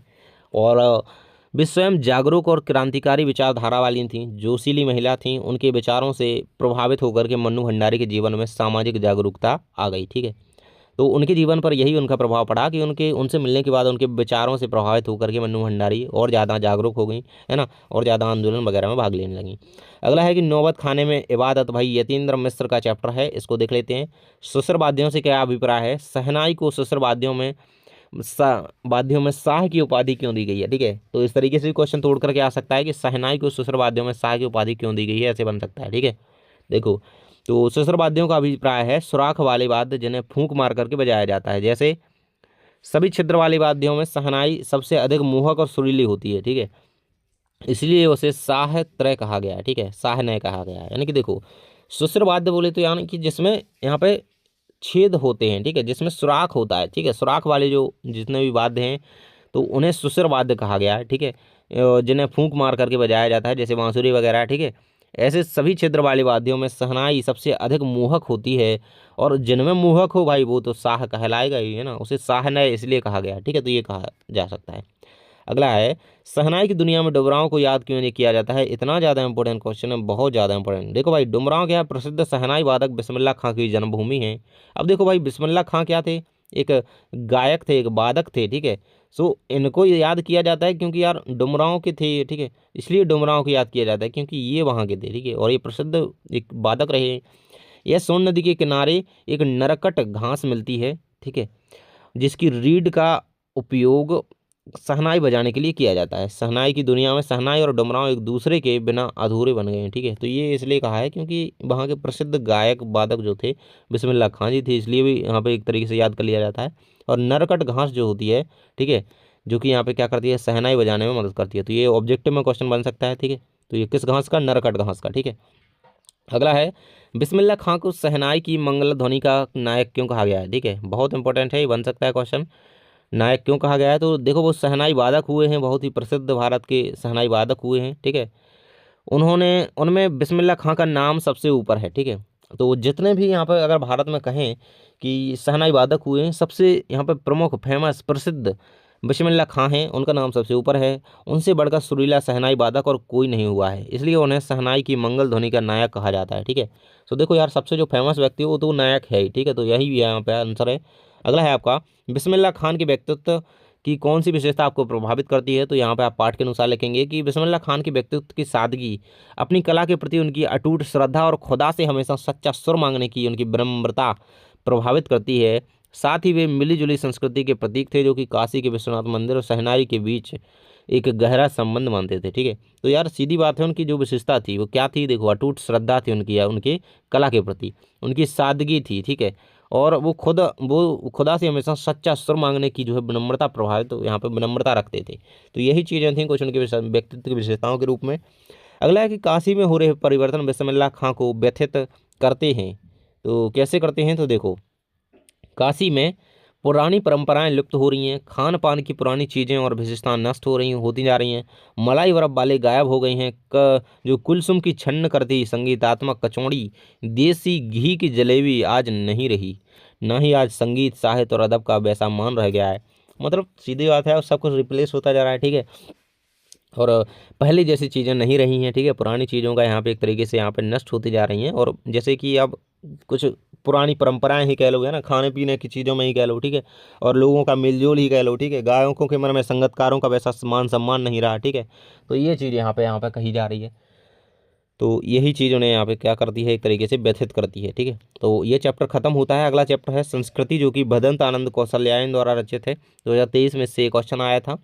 वास्तविक अर्थों में संस्कृत व्यक्ति किसे कहा गया है? तो वास्तविक अर्थों में संस्कृत व्यक्ति वह है जो अपनी बुद्धि और योग्यता के बल पर किसी नई चीज़ का आविष्कार करता है। ठीक है, तो यही चीज़ याद रखना कि एक ऐसा व्यक्ति जो अपनी बुद्धि के अनुसार एक नई चीज़ का आविष्कार कर सके, वो एक संस्कृत व्यक्ति है। और ऐसा व्यक्ति जो कभी निठल्ला नहीं बैठ सकता, ठीक है, वो भी संस्कृत व्यक्ति है। ठीक है, अगला कह रहा है कि अगला क्वेश्चन, ठीक है, ऐसे कुछ पॉइंट यहाँ पे दिए गए हैं जिसको आप याद रख सकते हो। इसी के आधार पर यहाँ पे देखो, ऐसा व्यक्ति जो अपनी योग्यता के आधार पर नए तथ्यों की खोज कर सकता है, वो यहाँ पे संस्कृत व्यक्ति है। ठीक है, न्यूटन ने अपनी योग्यता के आधार पर गुरुत्वाकर्षण के सिद्धांत का आविष्कार किया, यह सिद्धांत नया, इसलिए इसे संस्कृत व्यक्ति कहना उचित है। ठीक है, तो संस्कृत व्यक्ति किसे कहा गया है? ठीक है, तो न्यूटन को कहा गया। ये चीज़ याद रखना, ऑब्जेक्टिव आया है इसका। ठीक है, तो ये चीज़ आप आसानी से पढ़ लोगे। ठीक है, आगे बढ़ते हैं हम। यहाँ पे कह रहा है भाई कि किन महत्वपूर्ण आवश्यकताओं की पूर्ति के लिए सुई धागे का आविष्कार हुआ होगा। सो देखो, सुई धागे का आविष्कार भाई क्यों हुआ होगा? तो यह है, जब गर्मी सर्दी को सहन करने में असमर्थ हो गया होगा। ठीक है, जब सर्दी जो है गर्मी को सहन करने में असमर्थ हो गई होगी, फिर शीतोष्ण से बचने के लिए उपाय ढूंढते हुए सुई धागे का आविष्कार हुआ होगा। आवश्यकता अनुसार शरीर को सजाने की प्रवृत्ति ने जन्म लिया होगा, और किस तरह कपड़ों के दो टुकड़े जोड़े जा सकते हैं, इस आवश्यकता से सुई का आविष्कार किया होगा। तो आपको यहाँ पे सिंपल सी बात लिखनी है, अपने अकॉर्डिंग सोचना है थोड़ा कि भाई सुई धागे का आविष्कार क्यों। अब सुई धागा करता काम क्या है? कपड़ों को जोड़ने का काम करता है। ठीक है, तो उसी प्रकार से आपको लिख देना है ये। ठीक है, तो यह चीज़ यहाँ पे अच्छी तरीके से इसको देख लेना थोड़ा। अगला लास्ट क्वेश्चन है भाई, लेखक के अनुसार सभ्यता क्या है? सभ्यता क्या है? ठीक है, कह रहा है कि लेखक के अनुसार सभ्यता संस्कृति का परिणाम है। ठीक है, तो संस्कृति का परिणाम ही सभ्यता है। ठीक है, और मनुष्य के खाने पीने के तरीके, ओढ़ने पहनने के तरीके, हमारे जो गमन हो गया हमारा। ठीक है, और साधन हमारी सभ्यता है। ठीक है, गमन के जो साधन है, आने जाने का जो साधन हो सकता है, वो सभ्यता के अंतर्गत आते हैं। यानी कि खाने पीने का तरीका हो गया, ओढ़ने पहनने का तरीका हो गया, बोलने चालने का, आने जाने का, तो ये सारे तरीके ही सभ्यता हैं। ठीक है, कहते हैं कि तुम्हारी सभ्यता ऐसी है वैसी। ठीक है, तो ये चीज़ है। अगला क्वेश्चन है कि मनुष्य की संस्कृति की जननी किसे कहा जाता है और क्यों? इंपॉर्टेंट क्वेश्चन है। कह रहा है कि मनुष्य के अंदर की सहज संस्कृति अर्थात अंतः प्रेरणा की संस्कृति को जननी कहा जा सकता है। ठीक है, संस्कृति की जननी कहा जा सकता है, यानी कि मनुष्य की जो सहज भावना है, उसके अंदर की जो सहज संस्कृति है, यानी कि अंतः प्रेरणा है उसकी जो, ठीक है, उसकी सीख क्या है, ठीक है, उसे यहाँ पे संस्कृति की जननी कहा जा सकता है, क्योंकि इसी प्रेरणा के मन के कारण यहाँ पे तन ढका और पेट भरा होने पर भी खाली नहीं बैठता। ठीक है, तो यही चीज़ है यहाँ पे। तो याद रखना, प्रेरणा को ही संस्कृति की जननी कहा गया है। ठीक है, याद रखो, ऑब्जेक्टिव बनेगा तो प्रेरणा को संस्कृति की जननी कहा गया है। अगला कहते हैं कि कैसा आदमी निठल्ला नहीं बैठ सकता, संस्कृति की पाठ के आधार पर उत्तर दीजिए। तो देखो, वास्तविक अर्थों में संस्कृत व्यक्ति कभी निठल्ला नहीं बैठ सकता, तो यही चीज़ है यहाँ पे हमने देखा था अभी, यार यहाँ ऊपर क्वेश्चन इसको। ठीक है, संस्कृत व्यक्ति कभी निठल्ला नहीं बैठ सकता। ठीक है, तो ये चीज़ याद रखना, क्योंकि जो यहाँ पे कुछ अपनी आवश्यकताओं के अनुसार कुछ ना कुछ करता रहेगा। ठीक है, वह अपनी योग्यताओं के आधार पर। ठीक है, वह दुनिया भर की सुख सुविधाओं से संपन्न ही क्यों ना हो, लेकिन वह अगर एक तरीके से यहाँ पे इतना जिज्ञासु है तो वो निठल्ला नहीं बैठेगा। ठीक है, अगला है कि पाठ में आए त्याग के प्रतीक महानुभावों का उल्लेख कीजिए। ये उतना इम्पोर्टेंट क्वेश्चन है नहीं, तो इसको छोड़ो भाई, आगे चलते हैं। आपका कह रहा है भाई कृतिका, लास्ट फेज में आ चुके हैं वीडियो के एंड, बहुत ज़्यादा मेहनत लग चुकी है, सो प्लीज़ आप लोग यहाँ पे शेयर कर दीजिएगा अपने दोस्तों के साथ। एंड देखो, और बिल्कुल से हम यहाँ पे कह रहे हैं कि ये कृतिका पुस्तक की ये सारे इंपॉर्टेंट क्वेश्चन आपको रेडी ही करने हैं, ठीक है। अब हम कर रहे हैं यहाँ से आपकी कृतिका पुस्तक के क्वेश्चन यहाँ पर रेडी, ठीक है। कृतिका में आपकी ये 3 चैप्टर हैं, माता का आंचल, साना साना हाथ जोड़ी, मैं क्यों लिखता हूँ, ठीक है। बिल्कुल से खत्म करेंगे इन चैप्टर्स को भाई। कह रहा है कि माता का आंचल, पहला चैप्टर है माता का आंचल कृतिका में, शिव पूजन सहाय की रचना है। तो इसमें क्वेश्चन है, आपके विचार में से भोलानाथ अपने साथियों को देख करके सिसकना क्यों भूल जाता है। 2026 में ये क्वेश्चन देखने को मिलेगा, क्योंकि 2022 में आया, 24 में आया, चांस है कि ये 26 में आ सकता है, ठीक है। देखो तो देखो यार, साथियों को देख करके सिसकना क्यों भूल जाता है। तो आमतौर पर ये बात होती है कि अगर हम रो रहे हों घर में और अपने दोस्त आ जाएं तो हम शांत हो जाते हैं, मतलब सिसकना भूल जाते हैं, रोना छोड़ देते हैं, ठीक है। तो बाल सुलभ प्रकृति ही ऐसी होती है कि वो अपनी पसंदीदा वस्तुओं और रुचिगत क्रियाकलाप या व्यक्तियों को देख करके आकर्षित हो जाते हैं, और यही वजह है कि आम व्यक्ति रोते बिलखते सुबकते नन्हे बालकों को चुप कराने के लिए उनकी पसंद की वस्तुएं खेल दिखाते हैं। इसी प्रकार भोलानाथ भी अपने साथियों को देख करके सिसकना भूल जाता है। सिंपल सी बात इतनी है कि जो बच्चों की प्रवृत्ति होती है ना, प्रकृति होती है ना, वो होती ही ऐसी है कि अगर वो अपनी पसंदीदा वस्तुओं या व्यक्ति को देख लें तो वो रोना धोना भूल करके उसके और आकर्षित होकर के और अपना बिलखना सुबकना भूल जाते हैं और उसी ओर आकर्षित हो जाते हैं, ठीक है। इसी प्रकार से भोलानाथ भी अपने मित्रों को देखता है तो वो सिसकना भूल जाता है, ठीक है। अगला है कि बच्चे माता पिता के प्रति अपने प्रेम को कैसे अभिव्यक्त करते हैं। तो बच्चे क्या करते हैं भाई, नन्हे शिशु को माता पिता की गोद की चाहत अपना प्रेम व्यक्त करते हैं, ठीक है। तो देखो यार, बच्चे अपने माता पिता क्या करते हैं, अपने बच्चों को गोद में लेकर के, है ना, अपने प्रेम को अभिव्यक्त करते हैं, ठीक है। एक चीज़ ये हो गई। माता पिता के अंगों को कोमल नन्हे हाथों से स्पर्श करके, ठीक है। माता पिता क्या करते हैं, बच्चों के जो नन्हे नन्हे कोमल कोमल से हाथ पांव होंगे, ठीक है, उनको क्या करेंगे, उनको स्पर्श करके अपने प्रेम को व्यक्त करेंगे, ठीक है। भोली नज़रों से मुस्कुराते हुए निहार कर उनके साथ हंसते खेलते हुए उनके प्रेम को अभिव्यक्त करेंगे, ठीक है। तो बच्चों के साथ हंस खेल करके उन्हें गोद में लेकर के, ठीक है, इसी प्रकार से माता पिता अपने बच्चों के प्रति अपने प्रेम को अभिव्यक्त करते हैं, ये चीज़ याद रखना। अगला है, शिशु का नाम भोलानाथ कैसे पड़ा, भोलानाथ, ठीक है। तो शिशु का मूल नाम क्या था, तारकेश्वरनाथ था, ठीक है।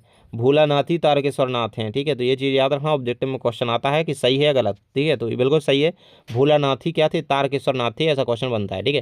तो तारकेश्वर के पिता स्वयं भोलानाथ अर्थात यानी कि शिवम के भिन्न थे। अपने समीप बैठा कर शिशु के माथे पर भभूत लगा करके त्रिपंडाकार और तिलक लगा करके लंबी जटाओं के पिता स्वयं भोलेनाथ अर्थात वाले शिशु यानी कि भोलानाथ के शिशु से कहने लगते हैं कि बन गया भोलानाथ, ठीक है। तो इस तरीके से वो कहते हैं उनके सर पर भभूत लगा करके, ठीक है। तो ये चीज़ यहाँ पे याद रखना कि माथे पर क्या लगाया करते थे भाई, तारकेश्वरनाथ के पिता उनके माथे पर भभूत लगाया करते थे, ठीक है। किसका तिलक भाई, भभूत, चंदन नंदन नहीं, भभूत, ठीक है, भभूत याद रखना, ठीक है। फिर तारकेश्वरनाथ ना कह करके धीरे धीरे उसे भोलानाथ कह करके पुकारने लगे, क्योंकि भोलानाथ के जैसा थोड़ा थोड़ा श्रृंगार कर दिया भाई, ठीक है। तो ये चीज़ है। अगला है, भोलानाथ के पिताजी की पूजा कौन कौन से अंग थे, है ना, पिताजी की पूजा के अंग कौन कौन से थे। सो शंकर की जो है विधिवत पूजा करना, ठीक है, भगवान शंकर की पूजा करना, रामायण का पाठ करना, रामनामा वहीं पर राम राम लिखना, ठीक है, मतलब राम नाम जप करना, ठीक है। तो इस तरीके से ये उनके कुछ पाठ थे पूजा करने की। अगला क्वेश्चन है आपका, भोलानाथ और उसके साथियों को की खेल और खेलने की सामग्री आपके खेल और खेलने की सामग्री से किस प्रकार भिन्न है। अपने अकॉर्डिंग आपको ये क्वेश्चन का आंसर लिखना होगा, ठीक है। आप किस प्रकार से खेलते हैं, ठीक है। अब भोलानाथ भाई क्या खेलता था ये आपको पता होना चाहिए पहले तो, ठीक है, ठीक है। तो भोलानाथ क्या है, मानव मात्र एक जीवन है, उसके विचार, मतलब अपने अकॉर्डिंग आप जो खेलते हो वही चीज़ें लिख देना यार, ठीक है। अपने हिसाब से आप जो खेलते हो, वॉलीबॉल खेलते हो, क्रिकेट खेलते हो, यहाँ पे सांप सीढ़ी खेलते हो, जो भी खेलते हो, कैरम वगैरह जो भी, ठीक है। तो आपकी खेल सामग्री से जैसे भी भिन्न है वो अपने हिसाब से आप लिख दोगे, ठीक है। अगला है क्वेश्चन, भोलेनाथ माँ के साथ कितना नाता रखता था, वह अपने माता पिता को क्या कह करके संबोधित किया करता था, ठीक है। तो देखो कि भोलानाथ का माता के साथ दूध पीने तक का नाता था। इसके अतिरिक्त वह माता के पास जबरदस्ती रहता था, क्योंकि माँ भोलानाथ के ना चाहते हुए जबरदस्ती तेल लगाती, वह उबटन करती थी, जिससे भोलानाथ को माँ के पास रहना पसंद नहीं था। भोलानाथ अपनी माता को मैया और पिताजी को बाबूजी कहता था, ठीक है। तो ये चीज़ याद रखना, ठीक है, ये चीज़ याद रखना। ऑब्जेक्टिव क्वेश्चन बन सकता है कि क्या कह करके भोलानाथ अपने माता पिता को क्या कह करके संबोधित करता, तो माँ को मैया और पिताजी को बाबू, ठीक है। तो ये चीज़ याद रखना। भोलानाथ के पिताजी गंगा में आटे की कितनी गोलियां प्रवाहित करते थे, तो 500 गोलियां प्रवाहित करते थे, ठीक है। तो ये चीज़ याद रखना, ठीक है, क्वेश्चन बन सकता है, इंपॉर्टेंट है। कितनी भाई, 5 नहीं 500, ठीक है। तो ये याद है। आगे बढ़ते हैं। अगला चैप्टर है आपका, इस पर साना साना हाथ जोड़ी मधु कांकरिया की रचना है, और इससे इंपॉर्टेंट क्वेश्चन आपके बनेंगे। मधु कांकरिया की सहेली का नाम क्या था, ये आप लोग बताएंगे कमेंट सेक्शन में, ठीक है। मधु कांकरिया की सहेली का नाम क्या था? जल्दी से सभी लोग लिखिएगा, जल्दी से बताइए मधु कांकरिया की सहेली का नाम क्या था भाई, जल्दी बताओ। देखो कह रहा है पहला क्वेश्चन, कवि लॉन्ग स्टार्क किस लिए प्रसिद्ध है? ठीक है, कवि लॉन्ग स्टार्क अपनी ऐतिहासिक और सांस्कृतिक महत्ता के कारण प्रसिद्ध है। यहाँ गाइड फिल्म की शूटिंग भी हुई और यह स्थान स्थानीय मान्यताओं और प्राकृतिक सुंदरता के लिए जाना जाता है। देखो भाई, तो क्यों प्रसिद्ध है? सीधी बात याद रखो, यह ऐतिहासिक है, सांस्कृतिक महत्ता है इसकी, प्राकृतिक सुंदर है, और यहाँ पर गाइड फिल्म की शूटिंग हुई है इसलिए प्रसिद्ध है। ठीक है, कह रहे कि भारत का स्विट्जरलैंड किसे कहा जाता है? तो कटाओं की पहाड़ियों को भारत का स्विट्जरलैंड कहा जाता है। ऑब्जेक्टिव में क्वेश्चन आता है कि किसको भारत का स्विट्जरलैंड? कटाओं को। ठीक है, कटाओं की पहाड़ियों को भारत का स्विट्जरलैंड कहा जाता है क्योंकि यहाँ पे बर्फीले पहाड़ हैं, ढकी हुई चोटियाँ हैं, ठीक है, अलौकिक प्राकृतिक छटा है, तो इसी कारण से भारत का स्विट्जरलैंड कहा जाता है। अगला है कि झिलमिलाती सितारों की रोशनी में नहाया गंतुक लेखिका को किस तरह सम्मोहित कर रहा है? तो झिलमिलाती सितारों की रोशनी में नहाया गंतुक लेखिका को इस तरह सम्मोहित कर रहा है कि मानो कोई जादू भरा क्षण उनका सब कुछ स्थगित कर दिया था और अर्थहीन सा लग रहा था। उनके मन मस्तिष्क में आसपास, उनके अंतर्मन के बाहर और भीतर सब कुछ शून्य प्रतीत हो रहा था। वह स्वयं अपनी इंद्रिय शक्ति से परे उस जादुई झालर की रोशनी में डूबने लगती थी। ठीक है, तो ये कुछ यहाँ पे कुछ कारण था, इसलिए उन्हें क्या सम्मोहित कर रहा था। अगला है, गंतोक को मेहनत कश बादशाहों का शहर क्यों कहा गया है? वेरी वेरी महा इंपोर्टेंट क्वेश्चन। देखो भाई, गंतोक को मेहनत कश बादशाहों का शहर कहा गया है क्योंकि मेहनत कश का अर्थ है कठिन परिश्रम। ठीक है, मेहनत कश कठिन परिश्रम वाला बादशाह है, अर्थात अजय का चक्रवर्ती सम्राट। ठीक है, तो मेहनत कश बादशाह, ठीक है, मेहनत कश बादशाह यानी कि मेहनत करने वाला, परिश्रम यानी कि बहुत ज़्यादा मेहनत करने वाला, हार्ड वर्क करने वाला बादशाह है ना, कोई व्यक्ति नहीं, बादशाह की बात करिए सीधी। ठीक है, सम्राट जिसने सभी पर विजय प्राप्त कर ली हो। ठीक है, गंतोक की प्राकृतिक संरचना में दुर्गम्य क्या है? पर्वतीय क्षेत्रों की अपनी आवश्यकताओं के अनुरूप जीवन यापन करने के लिए सुगम बनाने वाले यहाँ के निवासी ही हैं। सर्वसुलभ संसाधनों की को 14,000 फीट की ऊंचाई पर उपलब्ध कराना अत्यंत कठिन कार्य है, जिससे यहाँ के मूल निवासियों ने अपनी कर्मठता से सुलभ किया है। अतः इसे मेहनत कश बादशाहों का शहर कहा गया। ठीक है, गंतोक क्या भाई? शहर का नाम है। ठीक है, अब देखो, अब इसे मेहनत कश बादशाहों का क्यों कहा गया? क्योंकि देखो यार, इतनी ऊंचाई पर, एक तो ये 14,000 फीट की ऊंचाई पर, और वहाँ पे सारे के सारे संसाधन जो काम के लिए चाहिए, जरूरी हैं, अब वो वहाँ के लोगों ने वहाँ पर जुटा लिए हैं सारे, है ना। तो इसी कारण गंतुक को मेहनत का बादशाहों का शहर कहा गया, क्योंकि ऐसे लोग यहाँ पे रहते हैं जिन्होंने ऐसे ऐसे साधन जुटा लिए यहाँ पे मेहनत करके, तो वो बादशाह उन लोगों को कहा गया उन्हें। ठीक है, अगला है कि कभी श्वेत तो कभी रंगीन पताकाओं का फहराना किन अर्थों की ओर संकेत करता है, किन अवसरों की ओर संकेत करता है? तो श्वेत पताका भाई, हम सफेद रंग शांति से हम सब लोग पहचानते हैं। ठीक है, श्वेत पताका शांति और अहिंसा का प्रतीक होती हैं। इन पताकाओं पर मंत्र लिखे होते हैं जिन्हें किसी बुद्धिस्ट की मृत्यु पर आत्मा की शांति के लिए शहर से दूर किसी पवित्र स्थान पर 108 श्वेत पत्रिकाएं फहरा दी जाती हैं। इन्हें उतारा नहीं जाता, ये धीरे धीरे स्वतः ही नष्ट हो जाती हैं। और रंगीन पताकाएं जो होती हैं, पताकाएं बोले तो झंडा यार, है ना, पताकाएं किसी कार्य के शुभारंभ पर रंगीन पताकाएं फहराई जाती हैं। ठीक है, तो कोई अगर कार्य हो रहा है, नया कार्य हो रहा है ना, शुभारंभ हो रहा है उसका, तो रंगीन पताकाएं लगाई जाएंगी। और अगर अहिंसा की बात हो, शांति की बात हो, या फिर किसी यहाँ पर बुद्धिस्ट की मृत्यु की बात हो, ठीक है, तो उनके शोक को व्यक्त करने के लिए रंगीन पताका लगाई जाएंगी। कितनी? 108, ये नंबर याद रखना। तो 108 पताकाएं लगाई जाती हैं किसी बुद्धिस्ट की मृत्यु पर, श्वेत पताकाएं। ठीक है, अगला कह रहा है कि प्रेयर भील के बारे में जानकर लेखिका के मन में कौन से भाव आ जाते हैं? तो देखो, लेखिका ने गंतोक से युमथांग के रास्ते में एक कुटिया में घूमता हुआ धर्म चक्र देखा, जिसके बारे में जितेंद्र नार्गे ने बताया था कि प्रेयर भील है ये। ठीक है, प्रेयर भील बोले तो ऐसा धर्म चक्र है, प्रेयर करोगे आप तो वहाँ पे आपकी मनोकामनाएं पूरी होंगी, प्रेयर। ठीक है, इसे घुमाने से सारे पाप धुल जाते हैं। लेखिका के मन में ऐसी अवधारणा को क्या हुआ जान करके विचार आया कि चाहे मैदान हो या पहाड़, तमाम वैज्ञानिक प्रवृत्तियों के बावजूद इस देश की आत्मा एक जैसी है। लोगों की आस्थाएं, अंधविश्वास, पाप पुण्य की अवधारणाएं एक जैसी हैं, ऐसा विचार लेखिका के मन में आया। ठीक है, अगला और लास्ट चैप्टर है आपका, मैं क्यों लिखता हूँ, अज्ञे द्वारा रचित है। ठीक है, 2 ही क्वेश्चन इससे बता रहा हूँ। तो देखो, लेखक ने अपने आपको हिरोशिमा के विस्फोट का भोक्ता क्यों कहा है? ठीक है, लेखक ने अपने आप को हिरोशिमा के विस्फोट का भोक्ता क्यों कहा है? तो लेखक ने स्वयं को हिरोशिमा के विस्फोट का भोक्ता इसलिए कहा है क्योंकि उन्होंने हिरोशिमा जाकर के उस परमाणु विस्फोट की विभीषिका के अवशेषों को अपनी आंखों से देखा है, उस मानवीय दर्द को गहराई से महसूस किया है। अब देखो, हिरोशिमा की कविता तो अज्ञे जी ने लिख दी है, मुझे लग रहा है कहीं और की कविता भी लिखने वाली है, क्योंकि युद्ध इस तरीके से छिड़े हुए हैं दुनिया में भाई, वर्ल्ड वार 3 बहुत पास है। ठीक है, ऐसी स्थिति बन रही है। आप लोगों का रिजल्ट तो देखो, एग्जाम हो जाए भाई। हिरोशिमा जाने पर लेखक को क्या प्रत्यक्ष अनुभव हुआ है? ठीक है, तो लेखक अब तक तो पुस्तकीय ज्ञान से आधार का हिरोशिमा परमाणु बम का अनुमान लगा रहा था, अखबारों में भी, ठीक है। तो एक तरीके से अब जब वहाँ पर देखा, देखो यार अपन कोई चीज़ सुनते हैं उसके बारे में तो उतना नहीं, लेकिन जब अपन उस चीज़ को देखते हैं तो उसका अनुभव कर पाते हैं, ठीक है। तो उसको देख पाते हैं, तबाही का दृश्य वहाँ पर देखा, ठीक है, किस तरीके से बमबारी की गई, ठीक है, किस तरीके परमाणु बम ने तबाही मचाई, ठीक है। तो ये देखा। सो यहाँ पे आपके सारे क्वेश्चन कंप्लीट होते हैं। अब आपको कमेंट सेक्शन में एक क्वेश्चन का आंसर बताना है कि हिरोशिमा जो कविता है लेखक ने कहाँ बैठ करके लिखी है भाई, है ना, रेलगाड़ी में या फिर हवाई जहाज में या फिर कहीं पर भी, बताओ जल्दी से सभी लोग कमेंट सेक्शन में, कहाँ पर लिखी है ये कविता, ठीक है। सो यहाँ से आगे हमारे और क्वेश्चन होंगे, और देखो यहाँ पे आपके सारे के सारे टोटली क्वेश्चन कंप्लीट हो जाते हैं आपके कृतिका क्षितिज के काव्यखंड और गद्यखंड के, ठीक है। आई होप आपने क्वेश्चन सारे अच्छे ध्यान से सुने होंगे। मैं कहता हूँ कि एग्जाम से पहले एक बार और ये वीडियो देख लेना, ताकि आप लोग एक बार सुन लोगे ना, 2x 3x में जैसे भी बने, ठीक है, पूरे एक बार सुनते चलना, सो आप पे रिवीजन हो जाएगा और अच्छी तरीके से करके भी आओगे, ठीक है।